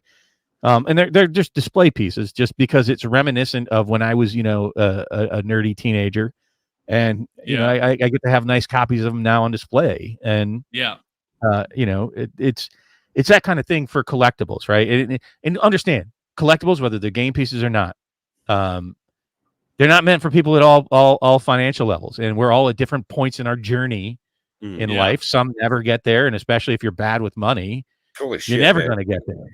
Talk about But journey. thinking about journeys, I was kind of curious because you were talking about it. You got real kind of existential this morning on your chat about knowing that you're at a certain point in time. And I did, didn't I? I loved it. I'm listening, bro. I'm listening as I'm doing shit at 4:30 in the morning. And you were saying that you're aware, and so many. I don't think a lot of content creators are. Just like us, I'm enjoying what we're doing. Like Pat and Matt, they do all the strategizing. As long as we get to keep doing what I love, I don't give a shit. We get to have great guests on, which blows my mind that people like you come on our show, and I'm so appreciative of it. No, it's an honor to be here. It's like getting to hit that dopamine button for me. But now I get to tell all of my friends that I was on a podcast. That's I heard that. I was the gift that's gonna keep on giving, baby. You know, that's one of the interesting things about being a content creator is sometimes, I mean, you've got 68,000 subscribers, and this is the first time you've been on a podcast. 34. No, he's got 34. 34. Well, he was doubling you up. Give me a couple of weeks, bro. I'll be there. Don't worry about it. Predicting where you'll be next year. Yeah, it's a huge audience that you create content for. Yeah. And oftentimes your streams, you've got, a few dozen people watching. And, a few dozen? You have hundreds of people watching. What are you talking about? That's a few dozen. That's just a lot of dozens. Yeah, it's just a lot of dozens. Yeah. I'm not great at math, Bob. Yeah, it's just how that's like 40 dozens. Yeah, right. Pull that up, Jamie. But how isolating it can be as well to be a content creator. Even though you're sharing so much of your time and yourself with other people, you don't always get to have these sit down, long form conversations, just kind of shooting the shit about Canadian bags of milk and collectible card games, Yeah. This is a completely new experience for me. I'm glad that we were able to offer that to you, and thank you very much for taking us up on that offer. No, it's my pleasure. Thank you again. Yeah. I hope we get to pick your brain a little bit more here. I don't want to take up too much of your time tonight. We're good to go for a while, but you're going to set the head enough button. That's right. Yeah. But I love having this opportunity to ask questions, because it's kind of difficult with the pacing of being in an audience asking a content creator something. And I'm sorry we're not getting all the comments tonight. A lot of great comments in the chat tonight. But hopefully we're asking some of the questions, which is kind of like the intent on the show, is to start asking content creators and just other kind of popular people in the game spaces questions that wouldn't normally come up through the conversations and the vibe that you have while you're playing. So that's part of what we really like to get at here. And as part of that, since that you're at a finite point in time, right? That this may not continue forever. What do you see yourself doing when or if the whole YouTube thing just kind of evaporates at some crashes point? And burns, or if I fall out of love for it and decide it's not for me anymore? I don't know. I'll just go do something else. For me, it's not a big deal. Like a lot of people ask me that. A lot of my friends ask me that, especially friends that don't really get it. They're like, "Oh, where do you see yourself in 5 years? Like, what are you gonna do if it all goes to shit?" And to me, it's just like, well, I'll probably go get a normal job. Right. You still have you already are a vet, so you do have a good fallback. I could become a vet again, but I don't think I'll do that again. But if I was to guess, dogs. It's nice to help, but it is nice to help. Kitty cats and stuff. That's tough. Yeah. Like the good ones are really good. Like the good when you've got something that goes well, it's great. It's the best. But it also has it's really high highs and really low lows. Okay. But I would do something outside. I got a hot seat question for you. You love animals. That's clear. You would never become a veterinarian if you didn't. Do you eat meat? I do. Darn tootin'. Yep. Yeah, I'm such a hypocrite, man. I just really like the way it tastes. I'm gonna be honest. I just really like the way it tastes. Hey, I was vegetarian for 2 years. We only eat the healthy animals. That's the thing, is you got to get them healthy enough so that you can kill and eat it. Yeah, that's the game plan. Yeah, you got me figured out. God damn it, my master plan. Hey, is my camera doing really weird stuff? It looks like it keeps It kind of looks changing like a little colors. disco lighting, but at least it's not doing the like Chinese thing like mine is, where like pauses and then my audio I doesn't don't know match my why it's video. doing that. That's so crazy. It Well, looks It's as hopefully not it's like an though not too effect in the annoying. room. I thought it was like a really cool kind of disco thing you No, had going Bob. on in your room. The lights aren't changing. It's just the camera. Oh, It's so weird. Maybe if I turn them off, we'll see. No, that's a pretty dope effect. Leave it on, man. All right, yeah, it was planned actually. I just wanted you guys Yeah, to you compliment. shouldn't have given thank away you. your It secret took me there. all week to program that. Yeah. I was like, I wonder how he's doing that. Yeah. But so I mean, You it's way said off something topic that I here. really liked the other day about knowing you're in the good old days. Because I love the US Office. Have you guys watched it? The US Office, the Yeah, TV you show. talking The Office. Oh Yeah, yeah, yeah. I've seen every episode. Yeah, it's so nostalgic for me. It's like my cozy, comfy TV show. And one of my most hated characters in that has one of my favorite lines, which is, "I wish there was a way you could know you were in the good old days before you've left them." And that's something that I've been trying to remind myself of recently, because like right now, I'm so lucky to be in the position that I'm hey, in. what up, And I man? get to chill with people and play Diablo and make a living doing it. Like that's Yeah. insane, you know? What the hell kind of existence is that? You know what I mean? So Honestly, I'm very, very my grateful. answer is, if you're breathing, you're in them. Right. Yeah, sure. Yeah. Sure. One of the You just had things, to one up me, didn't you? So Of course, that's what I do. I try to practice stoicism, and when I wake up Yeah, every true. morning, my first thing is roll over, go back to bed, and then when I get up, right, I'm awake, and I try to spend 5 to 10 minutes laying in bed just thinking about the things I'm happy for, and that has helped me a lot, not just for like personal motivation, but also that sort of gratitude. Have you And read the Marcus Aurelius's oh, journals? meditations, absolutely, Yeah, probably meditations. 6 or 7 times. Oh Yeah. god damn. You've Yeah, been it's meditating on it. phenomenal. I've had Yeah. 2 copies of it. The first Yeah. one I read so thoroughly and I highlighted and marked it up really well. Yeah. I'm really into philosophy. I think it's one of the things that brings everybody together. It's the most Yeah. shared thread. And if you look at people deep enough, you'll realize that we have more things in common than differentiate us. We Yeah. all come from parents. We all have a family. We're all scared of death. We don't know how to I'm not. cherish the life that we have. And it can be quite difficult to be a person and be vulnerable and in that share with somebody else, because we all go through the same things, you know? Yeah.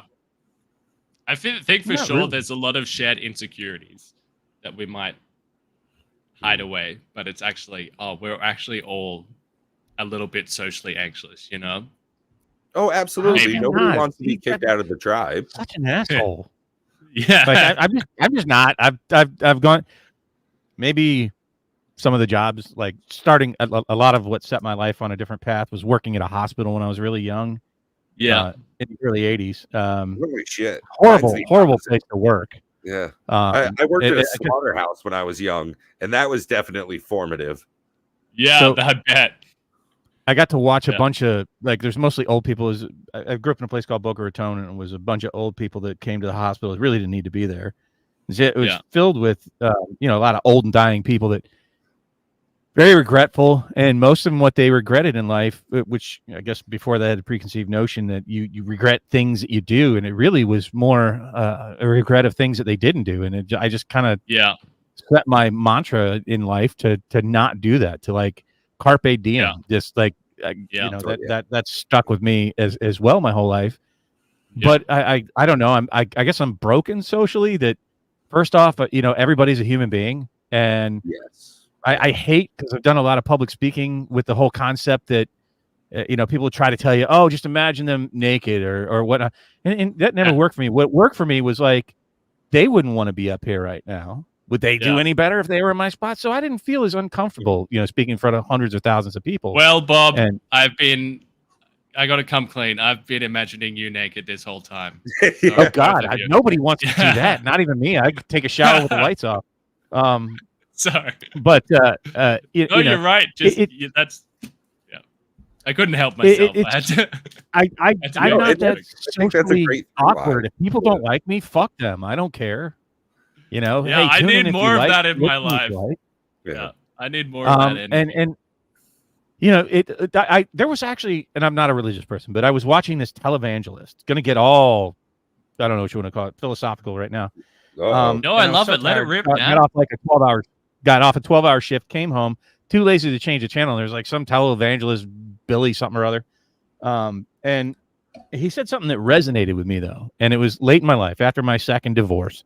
And it was something that really still sticks with me to this day. And I hope it helps others out there. And his message for that day was go where you're celebrated, not tolerated. And I interpreted that.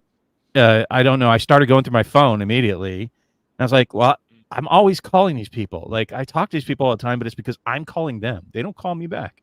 So I cut people out, not like blocking them, but like, well, I'm just not going to call them anymore. I'll call back people that call me. And that shows me that people appreciate me. And I try to surround myself. Jobs, if I don't feel I'm appreciated, well, I hang my shingle out and go to the next place. And you know, I do that with family. I do it with friends. I did it at work. I'm doing it here on the channel. I don't appeal to people that, you know, I'm not trying to pander to an audience. If you want to come watch us, come watch us, you know, and if you don't, then you know, there's the door. You don't have to be here. Yeah. So that's the way I just kind of go through life. So I don't have much social anxiety about that because everybody puts pants on, you know, or don't. And everybody, you know, eats food, farts, shits, pisses, eats, gets tummy upset. And hey, we're all the same, whether you're a president, a general, or a famous person, it doesn't matter, you know, that we're all people. And people say that all the time, but until you actually believe that yourself, then you might be a little socially anxious. Yeah. And, you know, just realizing that people are inherently kind of the same. And yeah, for sure. That kind of takes out any fear for social anxiety for me. Yeah. I mean, I think for me, I'll always have it there grumbling away, just to varying degrees. Yeah. But I think that's okay. You know, it's helped mold me into the person that I am now, for sure. Yeah, I mean, to some extent, we're all going to experience the spotlight effect. You know, you get a zit and you think everybody notices, you know. Yeah. I think these flickering lights in the background. I've been stressing out about it. I saw you had a pen and great, dude. I got a song for you. I'm turning up the cam. I'm turning it off. If you've never heard it before, there's a song called Sunscreen by Baz Luhrmann. Oh, I'll add it to the list, man. I like this. Make sure that you have enough time to listen to a 5-minute song and then cry. I will. I'm sure I can squeeze it into my incredibly busy schedule. It's definitely one of those songs that it just kind of hits you right in the feels. You know, when the most important thing that might ever happen to you is on an idle Tuesday afternoon. And that's kind of how it works, is life just creeps up on you out of nowhere. Whether it's family, friends that you've lost over the time, whether it's, you know, lack of communication or terrible circumstances, life is absolutely difficult and everybody goes through that. And I think that's one of the huge through lines of being a person, is that in everything we have to figure out this, I got to make money, right? This sweet apartment I live in does not come for free, right? This computer, not gifted to me by anybody. So I got to work. And then I also have to have time for me, you know, to come home, decompress, do my laundry, cook, wash this sexy body. And then I've also got to make time for my friends and my family. And that's difficult. And I'm glad that we get to come together and share that experience. And everybody goes through that. That's an adult. And maybe you don't see it when you're a kid, that you're in that free and easy period. But seeing that you're in the good times, it's easiest for me because I look back and think of, I lived in a car with another person. This is way better than that. I must be in the good times. For how long? You don't mind me asking. A month and a half. How old were you? 23. 23. And what are some of the things that led up to it? Or if it's too personal, don't Oh, I have no problem with it. Yeah. Matt, he's actually one of my close friends here in the chat lurking around. He knows a Yeah. lot of this stuff. I grew up very, very poor. Yeah. The house that I was raised in wasn't really fit for human habitation. Like you couldn't live in there anymore. And I moved out west. I lived in Yellowstone for about a year. And when I came back, a friend I had met out there came with me. And we didn't have anywhere to go. So we kind of just lived in the car for a while. By and by, we ended up moving back into my ma's house. He ended up getting a lung infection within about a week or so and had to move back home so that he could get health care from his family. I ended up just staying out in the yard, literally just camping out in the yard for 3 months or so. And then I was able to get a job up where I live now and just kind of moved around for a while and found gainful employment. And now I've got a surprisingly good job for my backstory. Don't tell him that. Yes, right. No.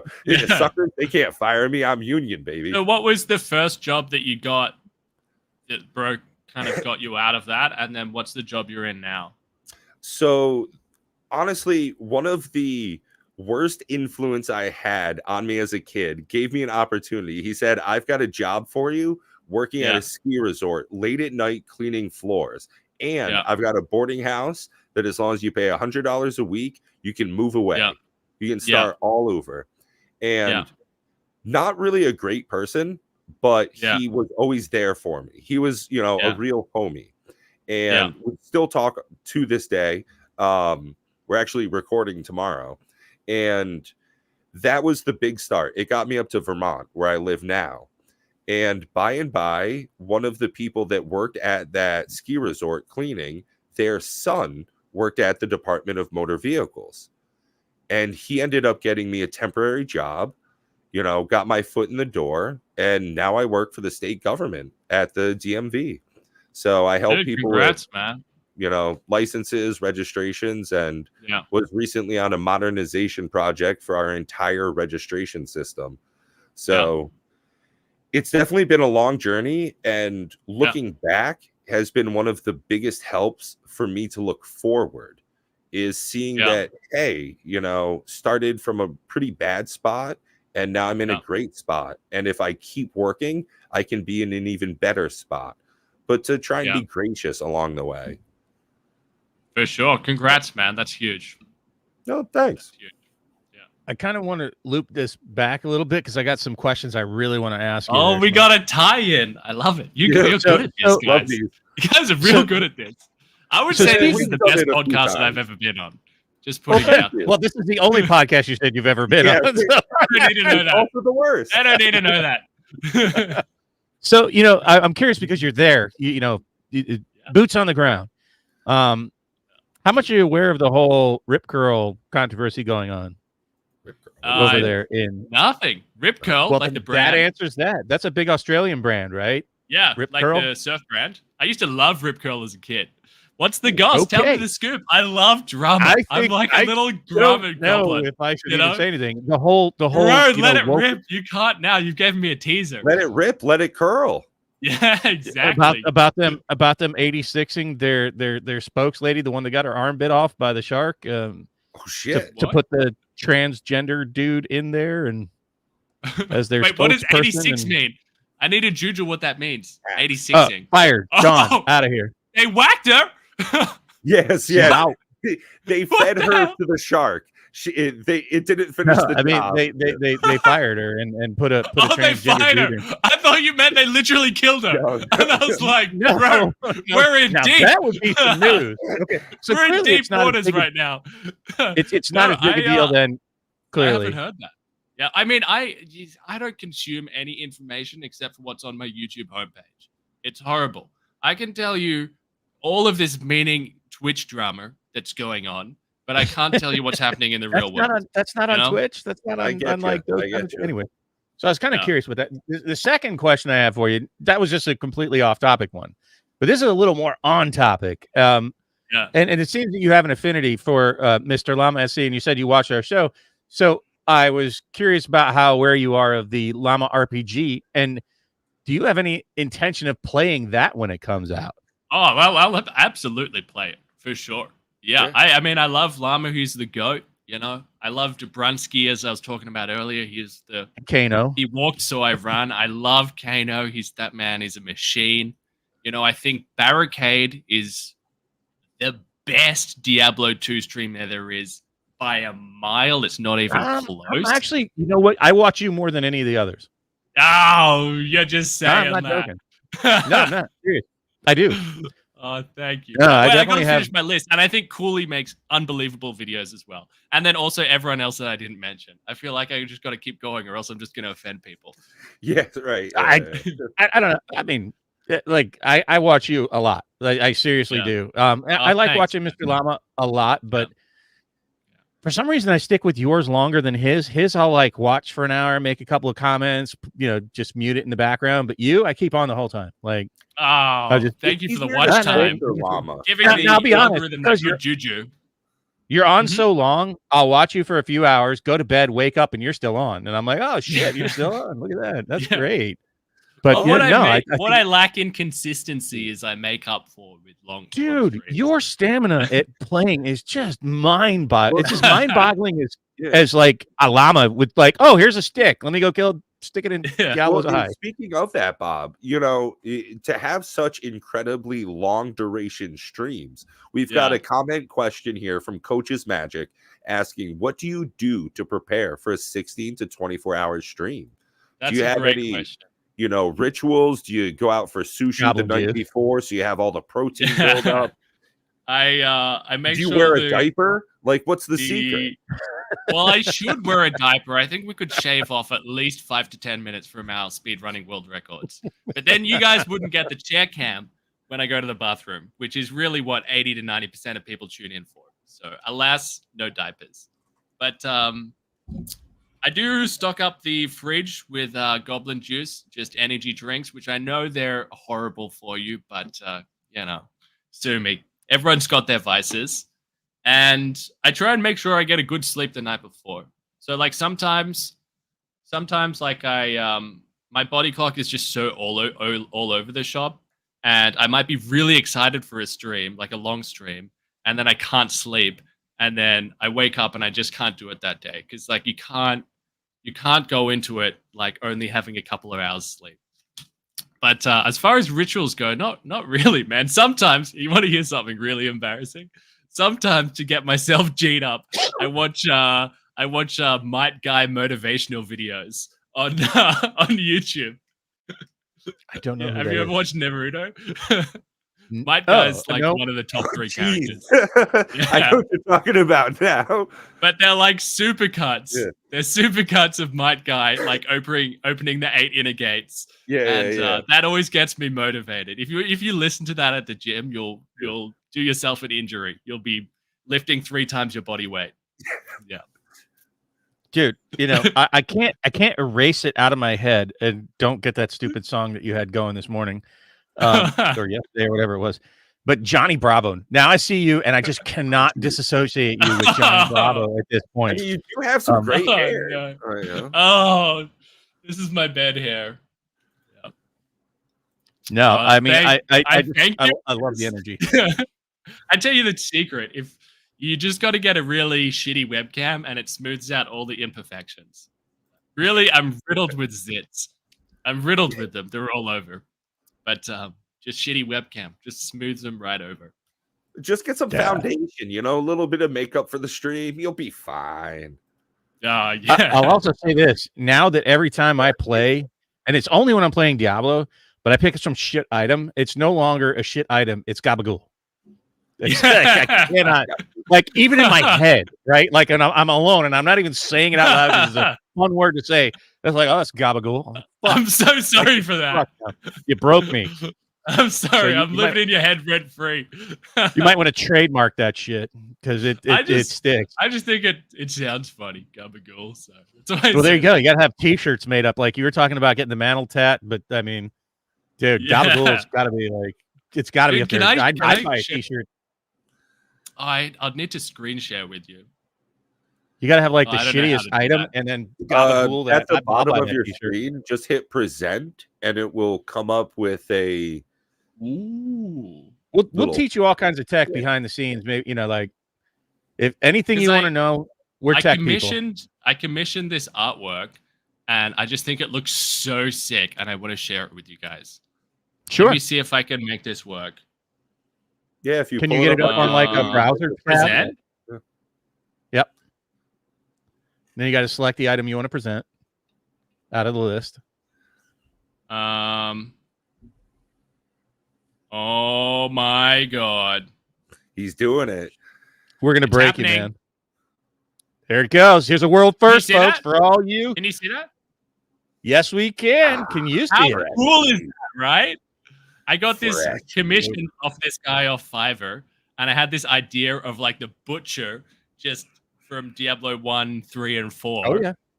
invading the cow level in That's Diablo awesome. 2. So he's Yeah. like That's coming sick. through the red portal, and the cows are yeeting on out of there.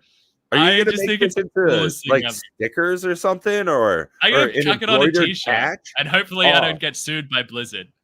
Yeah. For what? Dude, I tried to get Richie Dubs in the audience because he's got a good voice too. He's another content creator. I tried to get him to say Yeah. fresh meat, because of that. But Fresh meat. Oh, that was dude, kind of my favorite one is crazy. no, kill me not. I don't know if you. You said you didn't play. You said you didn't play Diablo 1. I played it now, but I didn't play it back in the day. Oh, I'm too okay. youthful. So the goat dude. No, kill me not. Oh yes, I remember that guy, Devastated. Mr. Tomness. The coward. Just before the butcher. Yeah. Ugh. At any rate, get that made into like pins. Like little. Yeah, pins that you can stick on I put it shit. on a t-shirt. I'm just waiting for some samples to come so I can make sure they're not crap. Oh, you know what else you need to put it on? Oh, a mug. Coffee Yeah. mug, baby. Yeah. Hell Or yeah, some I'm of into his coffee. stickers. I could see that as being a sweet little sticker put on something, Yeah. or if you have those hot iron embroider patch or whatever, put that on a denim jacket. That would look mean. Oh, hell yeah. Dude, as a patch, that would be kind of cool. But yeah, I mean, there was all credit to the artist that did it. He was Gotta get very a tattoo patient with- right here of it. Yeah. Say fuck it, I'm Diablo 2 for life, baby. Giant back. But piece. I had another question for you because it sticks with me every time I watch you, and it's kind of similar to one we got earlier. How do you manage your time? Like, very you do poorly, other things man. besides Diablo. Yeah. But I mean, a lot of the other aspects of my life are incredibly streamlined. Like I don't really spend much time cooking or cleaning, not nearly as much as I should. And like when I do cook, it's like ultra efficient. I'm just like, okay, let's put some rice in the rice cooker. We put a can of tuna on there, bit of chili sauce. We call it a day. That's both meals for the day. We did it in like 5 minutes. Okay, we need to actively crowdfund preparing. you a crock pot. Or just buy a big chunk of meat, throw in a large quantity of vegetables. 10 hours later, your stream ends and you've got a huge meal for a week. We could start up a mukbang channel if we got the crock pot. Oh, geez, man. Oh, my God. I can't believe that's a thing. That's the world nowadays. Big shout out to people eating 10 octopi at a time. Yeah. I don't like pardon me, octopuses. I don't want to use. I think both are actually correct. From what I understand, is octopi is a Roman plurality for a Greek word, so you would say octopuses. Oh, true. But I'm also not that smart. No, I mean you're probably smarter than I am. Hey, especially when you're smarter than a doctor. Right? I do love. I'm retired. And one of us lived in a car with another person. So yeah. So I have to admit, now. You're working for the government. Yeah. So what? A lot of people do, and it's a terrible government. But great benefits. I do love watching you and shit. Oh, spending time. I don't want to say struggling with words, but pronunciation. I love when you get into that on your streams. And I had posed a question to you about the word and you were very curious about it when I said, "How do you pronounce the word B-E-E-N?" Wait, B-E-E-N, bean. Okay, Bean. that's not how Americans pronounce it. I gotta like Bean. hold on to my wall here for a second. What the fuck just happened? How do you say B-E-E-N? How would you how Ben? Ben. Yep. Ben? Yeah, There's how no you been? I. How you been? Ben. Yeah. It's B-I-N. I love this, dude. It's gonna make me fall out here in a second. The worst part is I'm from the Northeast. I grew up in Connecticut, so I've got like this dumb accent. So I say the word water differently than most people do. How do you say it? Water. Water. You say it like the intro music to Avatar: The Last Airbender. Water, earth, fire.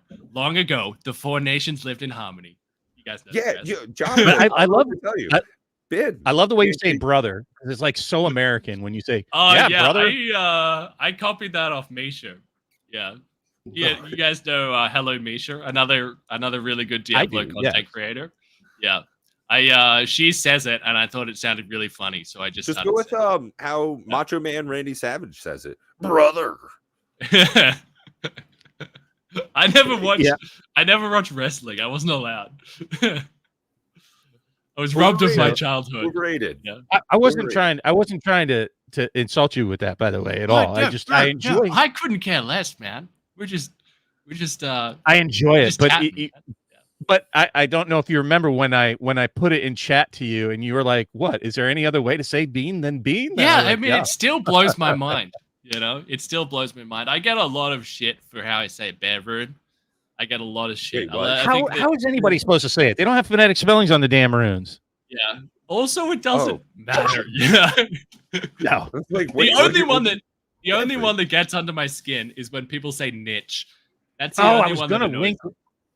There was a popular Magic the Content creator, Magic the Gathering content creator. Oh, there's Matt. His name is Mockman, and I was going to link you the video and send you the timestamp because he says niche, and I'm like, oh shit. Yeah, Schmuck would go off with that. Everyone says it, and it makes sense. There is a T it's there. Niche. It's niche. There. It's 100% niche. Yeah. Niche is wrong. I don't know. Wrong. Yeah, it's just wrong. Yeah. You're how's it going? Yeah, I'm on the going loud good, man. How are you? Yeah. I turned down my microphone. Bob's a niche. Bob's a niche snitch. Oh yes, it bugs me when I am a grammar Nazi. I'm like, no, that's not how that's pronounced. No, that's incorrect to use that word. I'm that guy. I'm annoying. I get it. What is it? Is this better? But I do believe you much mean better. facetious, Wonderful. not sarcastic. Yeah. I was surprised you guys So are still going. what were you doing, Matt, that was more important than it? So I bowl with my I bowl with my family every other Saturday, so I have to miss every other Saturday's podcast, unfortunately. Oh, right. Okay. Family is more family. important than talking about. There was the one that I had that I was able to pre-bowl for when we had Mr. Llama SC on because we can pre-bowl for 2 days of the league's week. So I was able to use one of those days, and then I want to use the other one for like some kind of emergency or whatever. Oh, fair enough. How did you go? What did you score? I bowled kind of shitty. My last week was way better. Our last 2 weeks ago was way better. I bowled a 750 series, 741. So I bowled like a 279, 250 something, and this one was worse. Yeah. What? Yeah. At 279. Yeah. And the max you could possibly bowl is 300. 300. That's correct. Yeah. I'm kind of a big deal. I told you he's the try-hard amongst us. He doesn't do things for fun. What's funny, Matt, is my other friend Matt used to like manage a bowling alley, so he appreciates the shit out of that. Yeah. Dude, let me turn off my. He's legit. There's what's funny is we're all chiding him for going out and doing that, but he's the one of us. Is it backwards or is it right? Is it right side? Backwards. Is it right side over for you? Backwards. Hold on. I can fix that. He's the one of us. 25% of the people on this podcast that figure out a good family. So that was my good week. 277, 257, 201. You smoked everyone else. Well, that's my family. Oh, yes. yeah. That's not called smoking. That's called carrying. We did smoke them last week. We won. Actually, we only won two of the 3 games, which they bowled really, really good the last game. This week, unfortunately, I bowled 169. What the hell was it? It was bad. My average is 200. Have you ever rolled a 300? What's the closest Nope. you've got? My best was 279 or 279. So the way that if you're not familiar how bowling scoring works, like in order to get close to a 300, you have to get the first 11. In order to get like a 290, you have to have the first 11. If you miss any one all the way through, you miss 20 points automatically. So 270 is me striking on every other ball but one. Yeah. So one shot away. So I was one shot. I've been one shot away multiple times. I think 3 times I've been one shot away where I've struck every other game except for one. So one question, one comment. Matt, do you own your ball? And if so, what brand ball do you have? That comes from Matt Lease. This was the one game. See, I had every strike except for the 3rd frame. Oh, god damn. Which At is very early. It wasn't late. Yeah, that was the frustrating thing is because I opened early or because I had a spare early, I was like, okay, well now like the pressure's off. Like it's like okay. And the game before that was the 257 series, I think. So I was just like, okay, well, I'm striking from since then as well. So I was like, well, now that I've gotten that, I'm like, the pressure's off. We're good. And then I started striking, strike. And then I'm like, okay. So now if I strike out, I'm going to be mad because then I have the one miss and it could have been a 300. It is what it is. Do I own my own balls? Yes. I own 4 balls. I have 1 spare ball, which is it doesn't matter. The spare ball is just a plastic ball that's designed not to hook because when you have a really big hook like I do, trying to hit the 10 pin on the right-hand side with a strike ball, a hook ball is like near impossible. I can do it, but it's difficult. But with a spare ball, it's a lot easier. The balls that I own a black hammer, company name Hammer. I think it's called the Black Hammer. Pitch Black Hammer. And that's a urethane ball, which is now illegal on the PBA tour because it's older than 2 years old. Doesn't matter. It's still fine in league. And then I own a what is it called? A Sonic. Is it Sonic? Sonic with Boom. a Q. Sonic bowling. I forgot what brand it is. I love how Paladin calls it the Yanks. Yeah. I own a Storm Sonic, and I own a IQ Tour Nano. Okay. And I'm about to buy a new ball because a guy that I was bowling with, I was just talking to my family about that. I wanted to throw a 16-pound ball. Right now, I throw 15, and the more weight you have, the more pin carry you typically have. And a lot of people don't bowl with the higher weights. 16 is the max. A lot of people don't bowl the highest weight because it like tears them up. But because I bowl two-handed, go look up Jason Belmonte. He's basically the two-handed. Yeah, indeed, I bowl two-handed. Indeed. If you go look up Jason Belmonte, he's the goat of. He's basically like the Tiger Woods of bowling. He's like the best there ever has been and ever will be, probably for a very long time.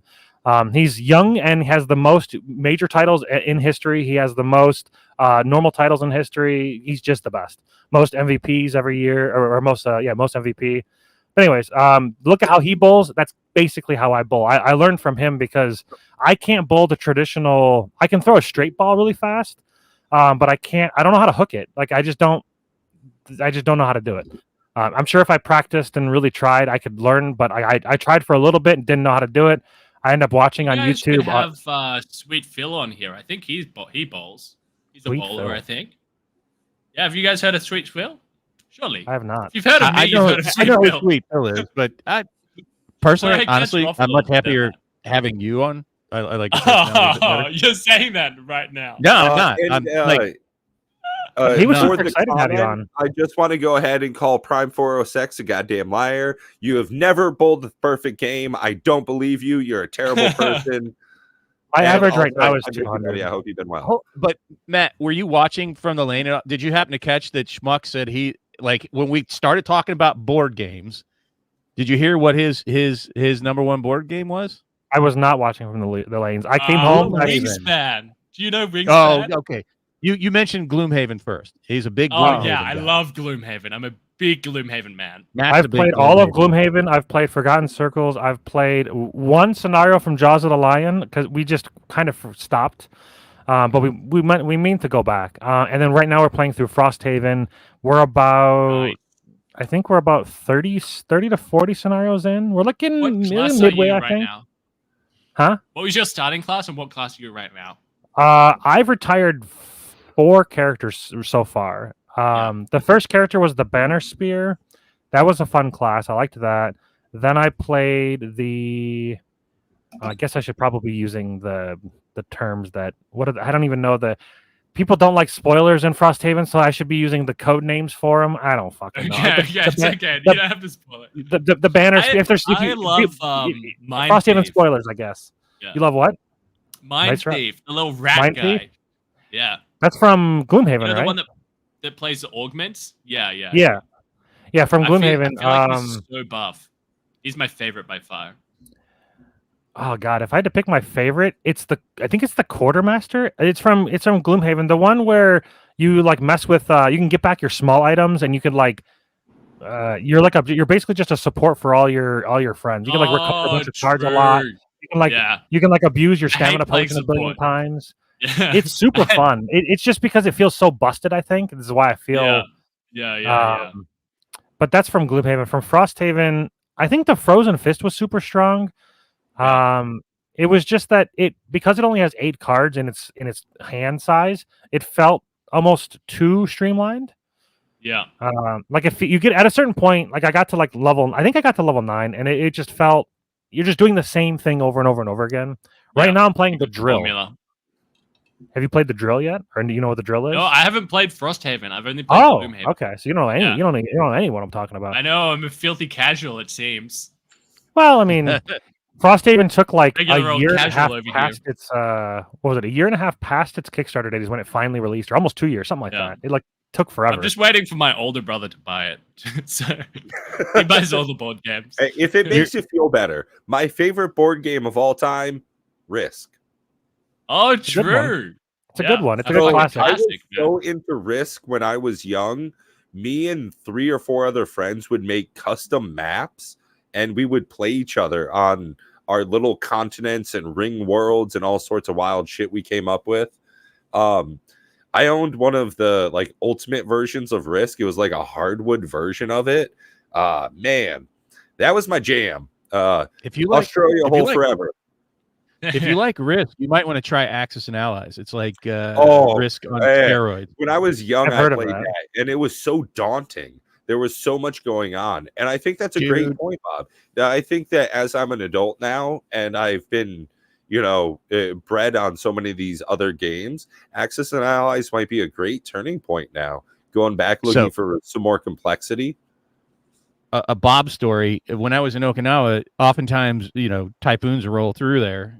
It's a little island that gets hit by like 7 typhoons a year, and so you're wrapped in your dorm for up to like a week at a time, taking cold showers and eating MREs. So we set up Axis and Allies, and that's a game that can take like literally 3 to 4 solid days straight, 24 hours a day playing. So we would play in shifts. We'd play for like 8 hours at a whack, and then tag out, and the next person tags in and takes your spot over. And it can take several days to a week to complete a game of Axis and Allies. To answer the question, how many 800s do I have? None. I think my highest series is the one I just bowled 2 weeks ago, was the 741.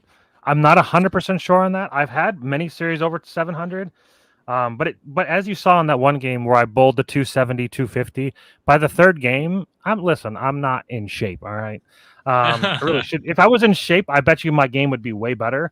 But I think I got tired. Plus, I work 3rd shift, so I literally wake up to go bowling, and I just wake up, don't eat breakfast. I don't have any time. I just have to go. So I'm kind of not really fully awake when I bowl. But I have never had the time to play Twilight Imperium. I've been asked on several occasions, but you need a minimum of an 8-hour commitment to sit down and play it. And that's tough when you have a full-time job and a house and children, and It's very difficult to play longer games. What does the house have to do with it? Because I think about because movies. they got things like garbage to take care of, dinner to cook. I got shit goes on. Yeah. Priorities. Just get rid of them. Well, the family. Just kick the family out. You're out of here. Get them out of here. Dishes to do. Daddy's playing Action RPGs. Yeah. Don't come back until you score a 300. Exactly. Well, and then there are also other types of games, like miniature-based games, where you have to have such a large physical area to be able to continue having them. Warhammer was one where I bought a bunch of things, and like you actually need like an 8-foot wide. I have a table now, but I didn't have it for a while. Pool table is actually a pretty good. A pool table is a pretty good surface for a Warhammer game. I loved Warhammer as a kid, but I never knew how to play it. I just like collecting the models. It's tedious as all fuck. It's so tedious. If you talk about games that take forever, I have tons of models. I have like a 100 point Tyranid army. You got Tyranids, nice. Tyranid and Chaos Space Marines are the ones that I happen to gravitate towards. Chaos Space Marines, bro. Now we're talking. Yeah, they work well together because they're similar factions, so you can actually play them together. And when I was looking around for models on the internet, I found a really good lot army. Actually, if you like models, I'll show you one that I have really cool one. Oh, please, man. So I do have a couple more questions I want to get to you before too long. Keeping in the vein of things, because there's a lot of shit coming up in the next couple weeks. I heard you say that you don't plan well, so planning out time. I'm just living in the moment. Because in 2 weeks we have the ladder reset, plus you have last Epoch coming out about the same time frame. Clearly Diablo 3 is not going to be a big thing. PoE 2 coming up. So what do you have on without pinning your feet down too much, what does your schedule look like, especially like for content specifically coming up in the next I don't know, like, are you going to be in the beta for PoE 2? Do you know? Have they reached out to you at all, or? No, they wouldn't to little old me. But I mean, one of the my areas as a content creator where I'm absolutely atrocious is I don't have any sort of schedule, just to keep people on their toes as to when I'm doing what. The last Epoch and Diablo 2 Season 6 falling a day apart that sucks. That really sucks. I was really hoping we'd have a week where I could just go full degenerate on last Epoch and then transition into Season 6. But it looks like we're going to be playing both at the same time. So I'm not quite sure how we're going to figure that out. But that looks so sick, dude. You paint that yourself?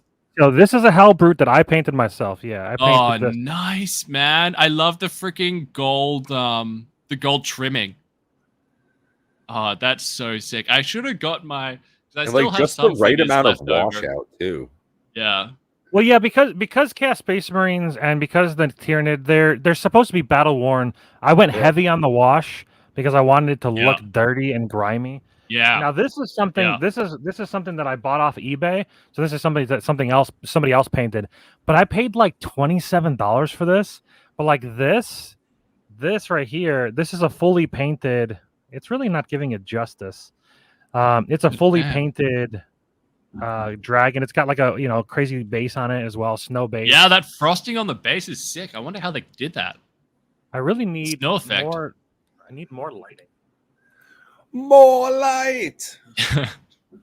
Let there be light. So I never actually got into 40K as a game, but I just always adored the lore. Bro, it's such a money sink, man. You'll end up living in your car again. Sorry. Well, so there's a content creator, Luton09, I think is his name, and he does like 40K lore. And they're I didn't know if we're close enough to make that joke. I'm sorry. I couldn't resist. What'd you say? Oh, dude. No, 40K is such a money sink. You'll end up living in your car again. Oh. No, I'm good with that. I just think $27 fully painted. I was like, sorry. I'm gonna be socially anxious about that later. No, you're fine. Don't be. I've been thinking for the last hour of a great question to ask you, and I just okay. So, as someone who works as a veterinarian, what's your opinion on PETA? Oh, I mean, I don't really think about them much, but I feel like they just like what the information of them that gets through to me is always them just doing crazy shit. And I feel like they're ultimately potentially doing more harm than good. But I don't know, enough to make There was recently good a call on it. petition from PETA. Because it's just to polarizing. It just polarizes people. All of the, carousels, with the Like different the spinny animals. things? Yeah. PETA now wants all of the animals removed from carousels because it shows a depiction of man subjugating animals for conveyance. Exactly. Because that it's just crazy shit. if that's the battle you pick, that's the hill you're gonna die on, then no one takes you seriously. You know what I mean? Right, yeah. It's like you're I want to just make my picking own the wrong battles. I want to make my own brand of pita chips. But, like you've seen pita chips in the store, PITA, but I want them to be pita chips and be like meat flavored. Yeah. I'm kind of all animals were hurt in the making of this product. Wow, Matt's got quite a collection going on here, huh? Yeah. So these are all D&D miniatures. Actually, well, actually, you can see the Tyranids. You can see the Tyranids there.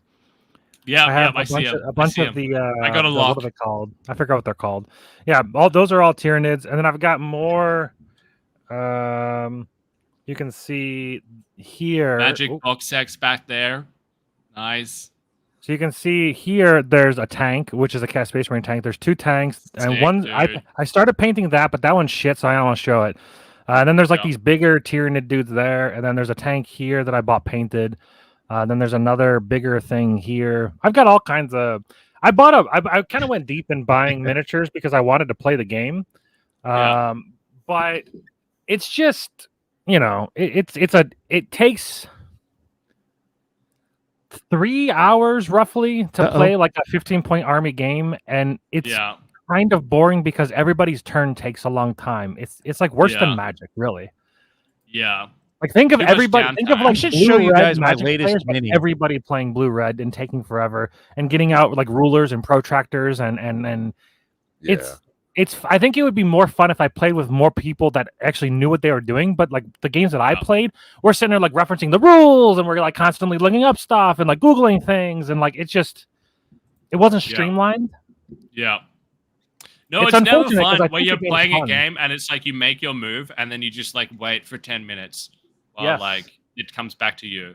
Like there's just some like of your turns are like super quick and you're just like, and then the other guy takes forever. It's kind of like Magic, really, if you think about it. If you play Magic the Gathering or any card game where it's multiplayer, it can be like that sometimes. Yeah. I'm trying to think of it. Oh, God. I have some good examples of games that are really good where you can all do stuff each turn. But I'm blanking on what they are. Stuff like this German dice game called Nochmal. That's really good. It's like you roll 6. It's called Nochmal. It means like again in German. Like again. Yeah. It's a fun game. It's like a small, chill little game. But you're like all roll. There's like 6 die you roll, and then you all play off the same die. So it's like you don't have turns where it's like, oh, I'm just doing nothing. I mean, this is a video game, but I do think I think they have a board game as well. But a game that I've been playing with my buddy recently, Baldur's Gate 3. They do a pretty good job at like giving you simultaneous turns where like both of you are doing something at the same exact time. Yeah. Which I think is different than Divinity 2, which is what I came from playing. Where like your turn was your turn. You can't do 2 things at one turn. But right now, if you're on the same initiative, if it's both you and him, you can kind of coordinate like, okay, I'll knock that guy down and then you come in and you attack him while he's down prone. So you can actually strategize a bit more, which is pretty nice. Yeah. I've been loving Baldur's Gate 3. I've been playing Battle Brothers recently, which is I've heard like about Battle Brothers. Yeah, it's fun as it's like turn-based strategy game, right? And it's like it does a pretty good job, like because like you do your actions, and then like the opponent's team like cycles through their actions, and it has a pretty good job of like getting through the opponent's turn reasonably quickly. But even still, sometimes it's like, I gotta wait 3 seconds before it's my turn again. You know? If I'm not mistaken, I think it's Ziggy D. He's one of the content creators for a lot of ARPGs. I think Battle Brothers is his favorite game. I think. Yeah, I mean, it's a great game. I wouldn't be surprised. It's so fun. I've heard of I'm it, but I hooked. never played it. I'm hooked. See, I think I just I don't finished up often with like Pal to World, flex, but more or when you're less. showing off That was a pretty fun minis, I kind of wanted playthrough. to show my latest. Go ahead, Bob. Yeah, I'm sorry. I'm excited. This is my Is latest. it- Oh, Oh, Jesus. whoa! God damn, bro. That is the consumer of worlds, huh? Yeah, that's Yeah, a I'm man too lazy with to way print too stuff much like fucking that. money right there. He doesn't know what to do with it Literally anymore. the scale. Yeah. Jesus Christ. The Zombicide. I love how it's a Marvel frozen version. and it's like just the perfect image, He though. No, There that's he 3D is. printed. That actually is not that expensive if you have somebody 3D printing it. Oh, you 3D printed it. This Yeah, one? that's 3D printed, Yeah. right? No. I bought this. Oh, that's not 3D No. printed. You can. There's No, definitely that's a the 3D one that printable came with the version. Marvel. It's with the Marvel zombies for Zombicide. Oh, It was like 300 or 400 bucks. Yep, I was gonna say $300. It's not, that's what I was thinking. Yeah. There's been a Goddamn. couple of But anyways, I thought that there's- He just rips the head you off. can just rip his head off. Yeah. There was a statue of Lilith that I wanted to buy. That was it was like the $200 to $300 range. I really like Lilith as a character, and I'm like, I could just 3D print something. I'm sure somebody has Lilith STLs that I mean, I have three. Well, that's 3D 'cause he's got printers, 2 heads. one right behind me. That's an Ender 3. I could just have One it is the printed on. zombie version. One's the regular version when he's not Oh. zombied, and then he has the zombie Oh, version. Interesting. Yeah, I should get something like that to go right here on this Yeah, barren that'd be a nice wasteland. little. Exactly. You gotta get your put Maybe all just- your miniatures there. Yeah, true. I Yeah, could. do you have any Warhammer- Dig do you them have out of an my army? parents' Dude, am I attic. cutting in and out? Oh, you have an army still. Cool. Yeah, they're was your- back at my parents' house. What was your army? Well, I would cycle through a different. I would be collecting a different thing like every week. Oh, good. Because it's like, oh no, I love this. Actually, no, I love this. Like literally every week. Like I loved Space Marines. They were like Tau, I think. They're like these kind of Tau. robot things. Yeah. There was like these like Necrons? these snow humans, like snow wolves or something. Do you know what it was? Snow. They were like these. Sounds familiar, but They I were don't know. kind of like snow based or jungle based, like Space Marines almost. I can't remember. I really like lore those. behind 40K is just so wild. I actually follow a guy. He's Heart Lions? Surgeon, I think, and Maybe he does 40K videos about like, could a human survive becoming a Space Marine? What would it be even like? wearing the armor would just Oh, crush you or something. So they've got Well, like they're not normal humans. They're something. jacked. They're enhanced. The they're like Space Marines 9 are like feet tall and yeah, shit. they're like super tall. They've got like Yeah. 3 or 4 hearts or something like that. They've got like they're Molten jacked. They're not heart. normal humans. Yeah, they've got like extra organs and stuff. So Space Marines are able to eat metal and like consume it, like break I don't it know about down that. and actually get nutrients out of it. Mate, that lore the is lore sick. behind it. Yeah. Even like the crime system. If someone's caught in an area that they're not allowed to be in as a citizen in 40K's Imperium, is they will either be butchered and become a servitor or just straight murdered. And like the whole idea of servitors in the 40K universe, like just making zombies, like there's so much to it. I just love that they have like the whole Black Library where they've got dozens and dozens of books. The novels that they put out are phenomenal. I've never played the game, but the world that they've built is just so thought out, so lived in. I love that about it. The only 40K game that I've played was the most recent shooter game. Bolt Gun. No. Oh man, the new 40K Bolt Dark Gun. Tide. Is it Dark Tide? I think it's Dark Oh Tide. yeah. I remember hearing a bit about that. It's what like did you think? it's like a survival shooter game where you're like, well, no, I guess it's more like a campaign mission story. Like it's kind of like Halo-esque, but you pick like a thing that you are. Yeah, pretty sure it's Dark Tide. It was okay. It was really fun for about 3 days. That's pretty good. Honestly. It's not bad. It was free because it was on the Xbox Game Pass. So realistically, I didn't have to pay anything for it. Yeah. I love the Xbox Game Pass. They should sponsor us at this point. Jesus Christ, Seriously. Hey, I There's was so just many saying good earlier, things. I picked up Farming Simulator 22 on the computer because I didn't play near enough on the Xbox. Yeah. I don't know Played why Power that World game. recently from the Xbox Game Pass. That was Yep. free. I played. Yeah, what are your guys' thoughts on Power World? That's taking the world by storm. It's early for me. I'm a type of person that'll play a game for like 8 to 10 hours in the day, and like if I'm not if I'm not working or doing something, like I have days where I can just play for like 8 to 10 hours. It's great. Yep. But with a game like Power World, I got max level, and I'm at a point where I'm like, I have everything. I have everything. What am I supposed to do? Like, there's nothing to do. Yeah. Ark Survival Evolved. It's basically it's Ark Survival Evolved, but with Pokemon, you smash those two together. But Ark Survival Evolved's world is so much more in depth. And there's raids you can do that you don't need another person. I feel like the raiding system in Power World is weird because like it almost requires you to like no life the game or have another person to fight with you. I don't know. It'll be a good game. I think it's not bad. It's like a Well, right now, if I had to rate it, it's not even. Yeah. It's still early on. If I had to rate it, it's like a 7.5 out of 10. Yeah, maybe a 7 out of 10, somewhere in that area. I would rate Path of Exile a 9.5 out of 10. I don't know if I have any perfect games.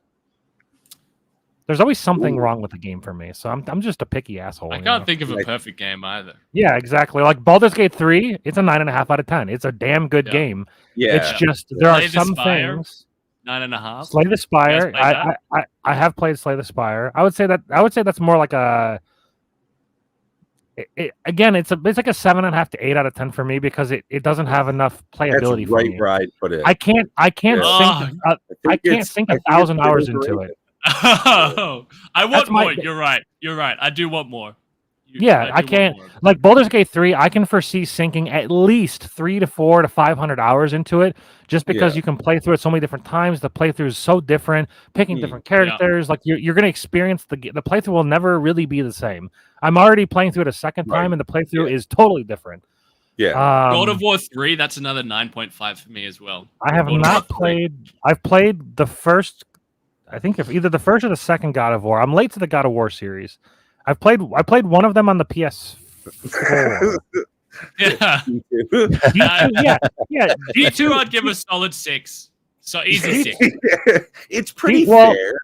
So D2 for me is an interesting one. If you had asked me back in my high school days when I played for thousands of hours, I would have said it was probably a 9 out of 10. Now D2, it's more closer to 6 out of 10. I know it's gonna sound bad. Dog, I was joking. No, I think you're right. Love it though. No, it's just too old. It's just too old. There's just the left hook. You can't. Yeah, I know. I played it. It's way better. D2R is a 7. He hates the fact that you can't move. Just set the left click to just move. Like to move only. He's not trolling you. I'm not. No. I'm very honest. Like the game is a very good game. But I don't like immunities, and I know that the Sunder Charms they fix that a little bit, but you have to have them to get it, and it feels bad until you don't get it. So your first playthrough feels like garbage. Yeah. And then like there's just things about it that are it's just a dated game, and I get it. It's a solid 7 out of 10. It's a good game. Yeah. But Path of Exile stomps the ever living shit out of it in every fashion. I can't think of anything that PoE doesn't do better. PoE is a great game. I love PoE. It's just because it's a later game and it has development constantly, so of course it's going to be better. There's nothing wrong with Diablo 2. You can bind move only to left click. It's great. Really. It feels. So I think that alone puts it up 3 notches. Last Epoch, I would say, is like it's probably also a 7 out of 10. Very, very, very good game, and the only reason it loses points is because of, again, maybe with this new update on the 21st. Maybe it'll have enough end game, but I feel like it's lacking. Maybe with the trade faction, I do think is revolutionary. What class do you think I should start at as last? Rune Master. Rune Master. Give me the new one. Lowdown. It's so fucking good. It is a very cool class. So you cast the 3 different elements of skills. So you can do fire, lightning, or cold. and depending on what order you cast them in, you get these little runes above your head, and then you use the rune ability to unleash the runes. And depending on what order you use them in, depends on which rune you shoot. I'm gonna so be if you honest go with like, you, Matt. I hate it. It reminds me of Invoker from Diablo, from Dodo. Hold on. I hate It it, sounds Invoker. tedious. It sounds tedious, Yeah. but Okay. it's not. There's a skill where you can pick the order that it fires in. So you can use. So if you want fire, cold, fire, you use that skill as like your charge up ability. You go bang, bang, bang, and then it does it automatically. Goes fire, cold, fire, and then you unleash with the runes. So you don't have to specifically pick a fire skill, a lightning skill, and a cold skill. And then I like it. They've worked out I don't know if it's always been that way, but one skill you use, I forget what it's called, but you can pick what order it fires in. So you can just go bang, bang, bang, right click, bang, bang, bang, right click. Yeah, it's very streamlined. I hate pressing buttons. It's I like so having like good. 3 to 4 buttons. Eric literally just said you're a 2-button guy. Oh, Eric, come on now. It's a two button build. All you have to do, everything else is automated because you're using the one skill to charge up the runes, and they charge up fast. It's just like bang, bang, bang, rune, bang, bang, bang, rune, bang, bang, bang, rune.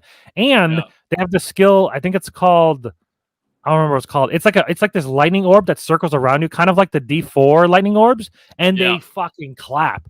They not only have collision on the ball, but they also have this like lightning tendril that goes between you and the ball. So not only does it hit, it just claps. It shoots big 2 at damage. A time, and you just go boom, boom, boom, bang, and you just fucking run through and just destroy everything. It's so good. Nice. I've watched gameplay of it. I don't like that pace. That's what my major complaint with PoE is that. Too, as an also is that it's too much Michael Bay explosions, overstimulation, so many explosions going up on the screen.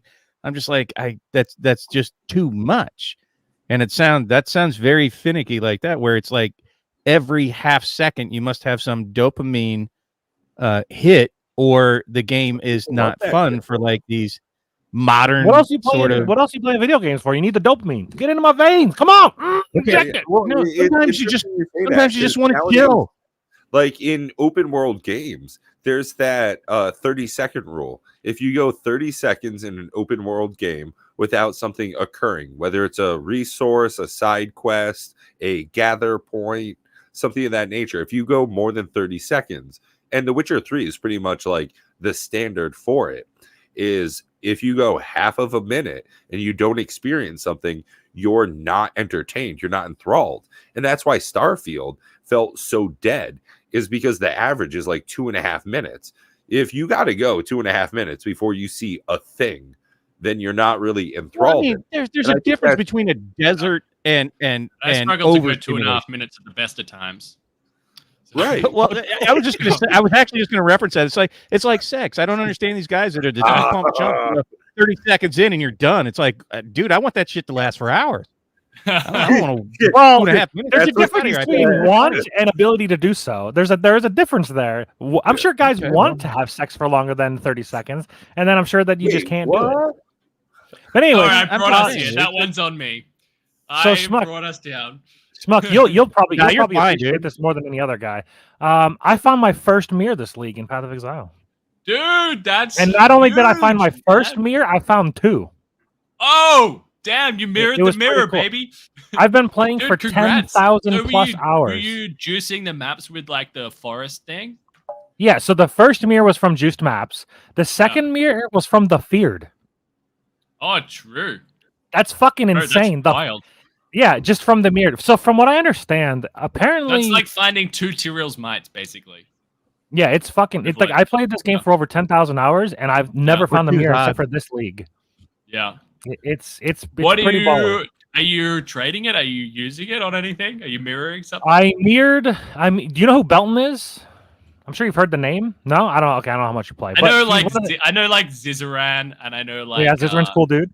I know him semi-personally. Guy. Imperium, Pox. Something. Oh, Empyrean Gaming. Well, Empyrean isn't. Yeah, Pox is the Righteous Fire guy. Empyrean Gaming is like the group Magic Finder. Steel Mage is Ziz's I'm on the very periphery of. Yeah. So, anyways, Belton has negative connotations to it. He's kind of a dickhead. But anyways, he makes mirror items and then like charges an astronomical fee for them. So I mirrored his bow. Paid 140 divines for the mirror fee. Yeah, for the opportunity.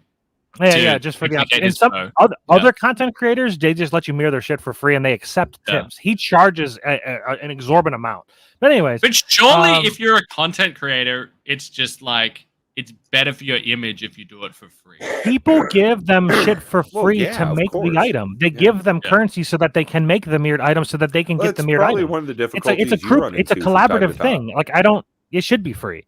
Like it should be a collaborative thing. You give the guy, everybody pools their money together. They give it to the guy that knows how to make the item, and then once he makes the item, then he lets you mirror it for free. Like it's a group thing. It's great. Why does he need all those divines anyway? Like what for? You know? Why is he doing with it? Probably RMT, but let's not get into that. Okay, my bad. So anyways, I mirrored the bow, and then I played Tornado Shot, and I had thousands of divines invested in this build. I don't like it. I hate Tornado Shot Deadeye. It feels so bad. Because you feel like a god until you don't have any headhunter buffs, and then you fall over the moment anything touches you. If you're in super juice maps and you just don't have headhunter buffs, you just die, and it feels awful. And then you have to restart, and you gotta like try to pump up again, and then you gotta you can't loot, gotta go. It's like Bob's thing to the extreme. Yeah. So Pathfinder is my calling. Pathfinder reminds me a bit of Mosaic, where it's like you're always on the clock with your charges, like at 30 seconds. Yeah, you can't stop. Gotta go. Can't stop. Gotta go. Gotta keep going. I feel like I gotta rush through, like checking, like, oh no, these rare gloves. Gotta quickly keep going. And it's just not fun for me. Yeah, I'm playing Pathfinder, and I played the Caustic Arrow build, the Scourge Arrow build. I kind of like comment. I did like a bunch of different things. Scourge Arrow, Caustic Arrow was like of Poison was like the main two that were good this league. But I was also playing Bombardment. What was it called?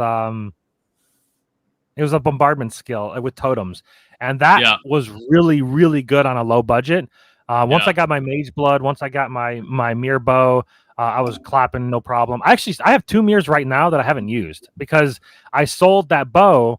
I kind of found 3 mirrors now that I think about it. So I found, those. Well, you probably don't know Potembo. Potembo, Meadow. The rings you find, you like sell them together, and depending on what combination of rings you sell them, that you get like a crazy ring back. You get a maximum power charge ring. It's a unique. Yeah. I found the one. I combined the rings together, but I didn't ID it, and then I found out that if you ID a ring with +1 power charge, it's worth a mirror. So I ID'd it. It had +1 power charge. Beauty. Yeah.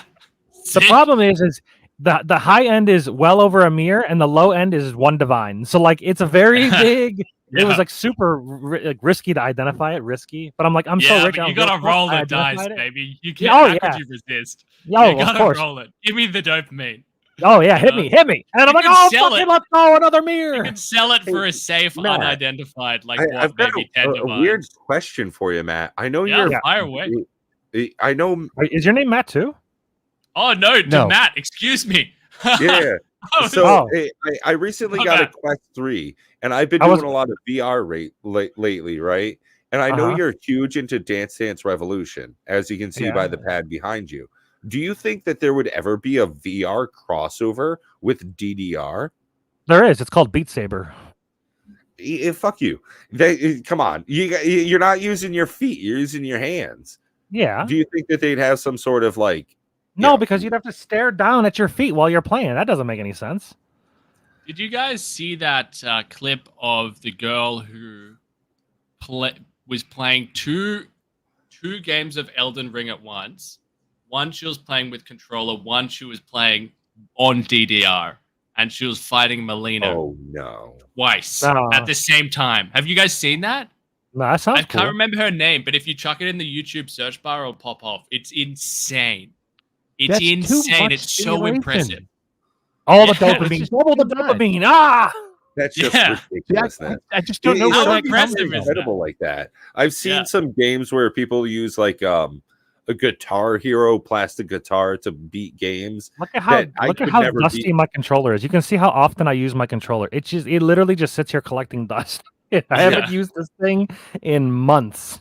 Years, probably. So one of the interesting things is with the Quest 3, you can play Game Pass games as long as you have a controller. You just wear the headset and there's a huge screen in front of you.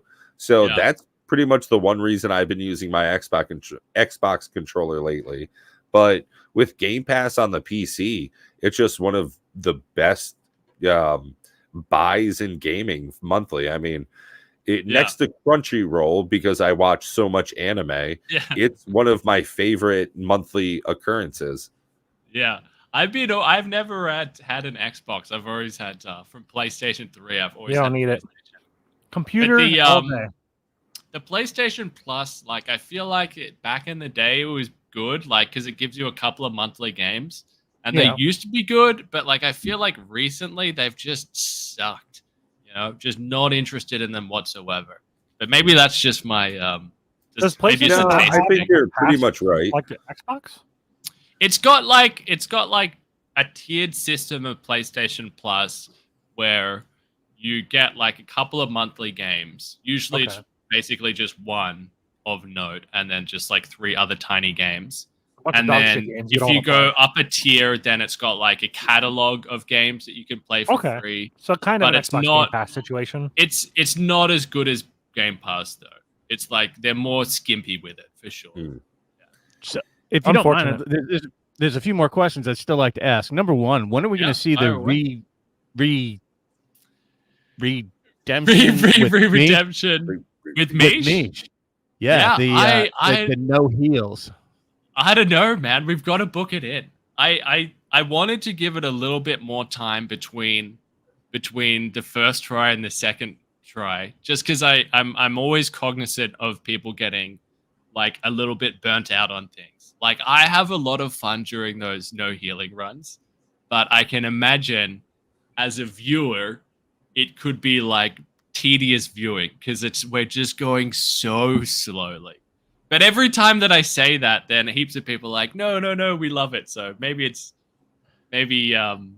all just in my head. It is tough, that balance of what you think is good as a content creator for consumption, and then what the audience is actually consuming. Which sometimes, here, even, when we focus the conversation on what we think is the hot thing, and then it's, oh, hey, people really want to hear about Pal World, even though this is a Magic the Gathering channel in originality. And it's, what's the sexiest pal in the whole game? Tell me more. We've been branching out. Yeah, we've been branching out. Your no heal run actually inspired me to come up with my own flavor of run. I haven't seen anybody else do this yet, and maybe it's too easy. But it's actually I've asked one of the people in chat to kind of do what you and Mish are doing. Only we're both content creators, but we're not gonna record it the first time because it could be total shit. But I've challenged him to do no potion run with me. Like everything else is fair game, except going back to town, because that would be too easy to heal, and no quitting out to heal, but doing no potions whatsoever. Life steal, life tap. Oh, but you get no mana potions. Yeah, I was gonna say that sounds horrible. Yes. So you got to go. You have to have spirit, double spirit. I feel like Paladin's still really good for that. Actually, what I intend to do is do a druid summoner and a necro summoner, and try to go that way with it. Oh yeah, tight. Yeah. That's right. That works. Good luck with Duriel though, man. I guess you put Iron Maiden on or something. Yeah. That's all your minions just lose. Yeah. Even Diablo's gonna be when I was young. I love doing necro. We'll see, but you inspired me to do our own That's a fun idea, dude. I love it. Yeah, that's a cool idea. I have a D2 question for you. I'm curious what your opinion is on. I've got 2. Well, first we'll do the potions because we're talking about it. Do you actually like the potion system in D2? Yeah, I love it. I feel like when they streamlined it to one button in Diablo 3 was just a massive setback. Yeah. Do you enjoy micromanaging your potions constantly? It feels horrible for me.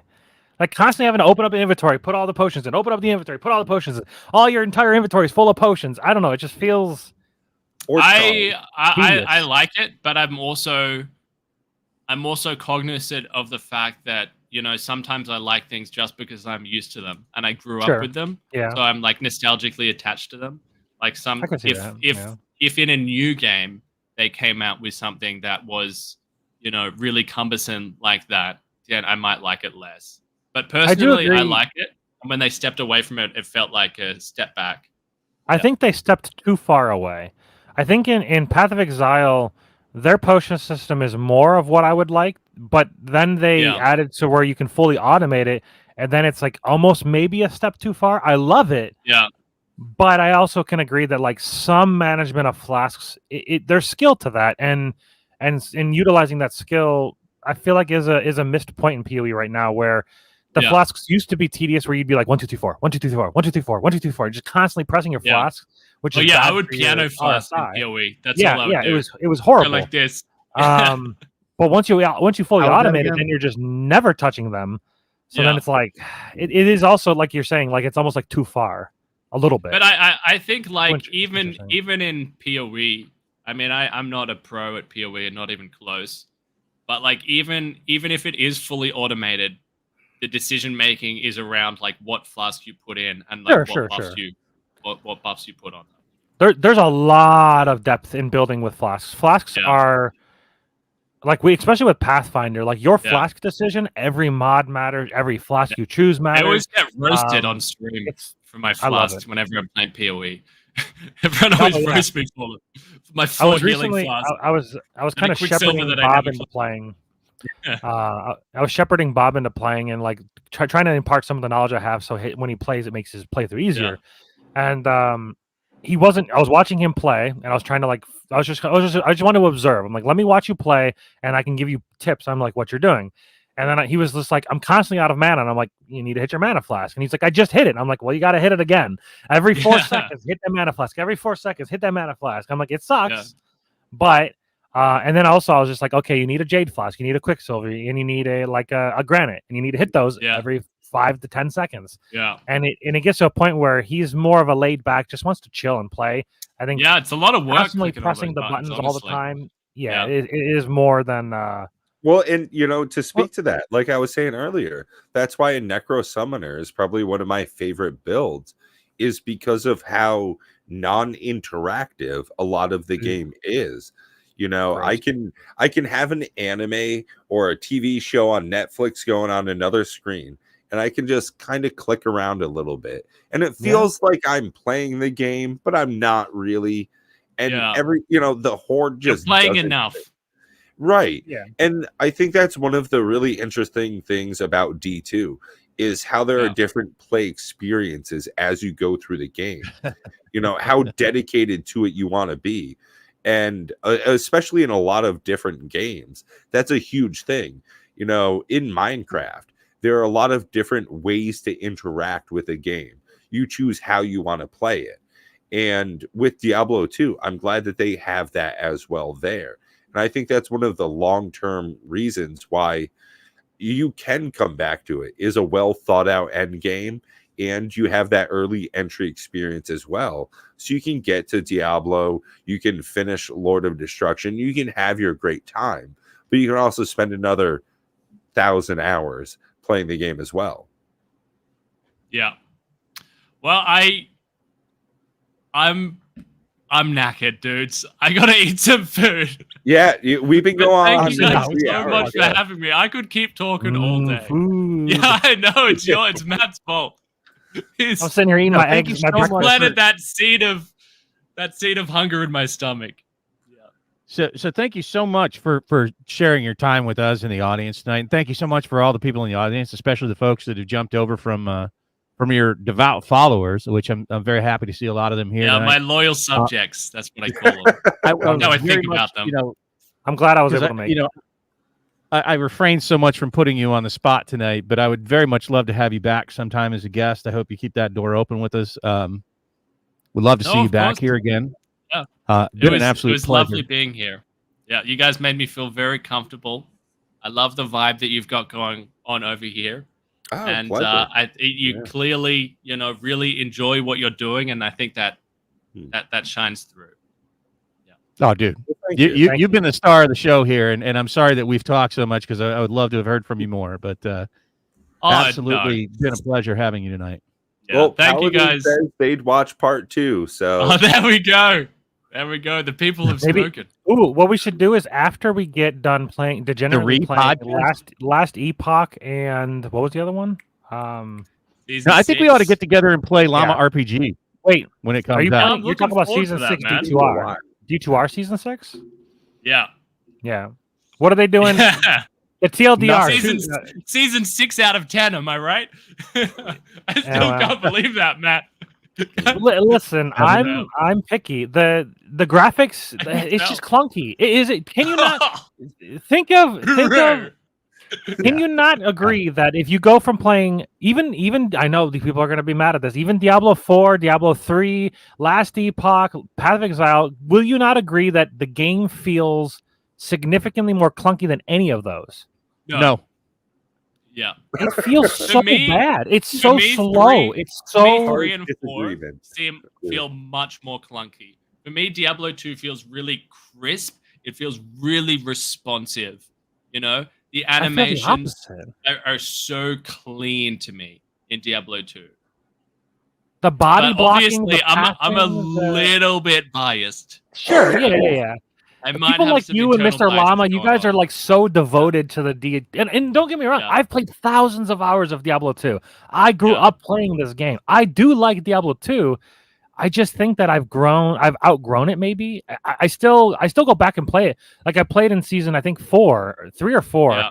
I started as a paladin, and I was just like, I'm gonna make a Hammerdin. I'm gonna pound out some get up. I got to like Nightmare. I kept getting body blocked by things. I kept trying to move past things. I would like try to like shield charge, and it would desync me back. It just I don't know. Part 2 we'll talk about the intricacies of an old versus new game. And we'll bring up Stardew Valley and the time sink that is, and what you get out of that in the end game as well. You know, there's a lot. So make sure you like and subscribe, not just here, but also over on the Regular Schmuck channel as well. You don't have to do that. You know, why don't you tell us on some of the things you're working on before we close out the episode here? What do you got going? The next thing that I'm excited for, which we might have Bob to thank for this absolutely horrible, legendary idea. No potion run. To go from level 1 all the way to declone in one stream, which means that we have to farm an SOJ in one sitting, which means that we'll have to do like 1,000 to 2,000 Andaro runs in one sitting.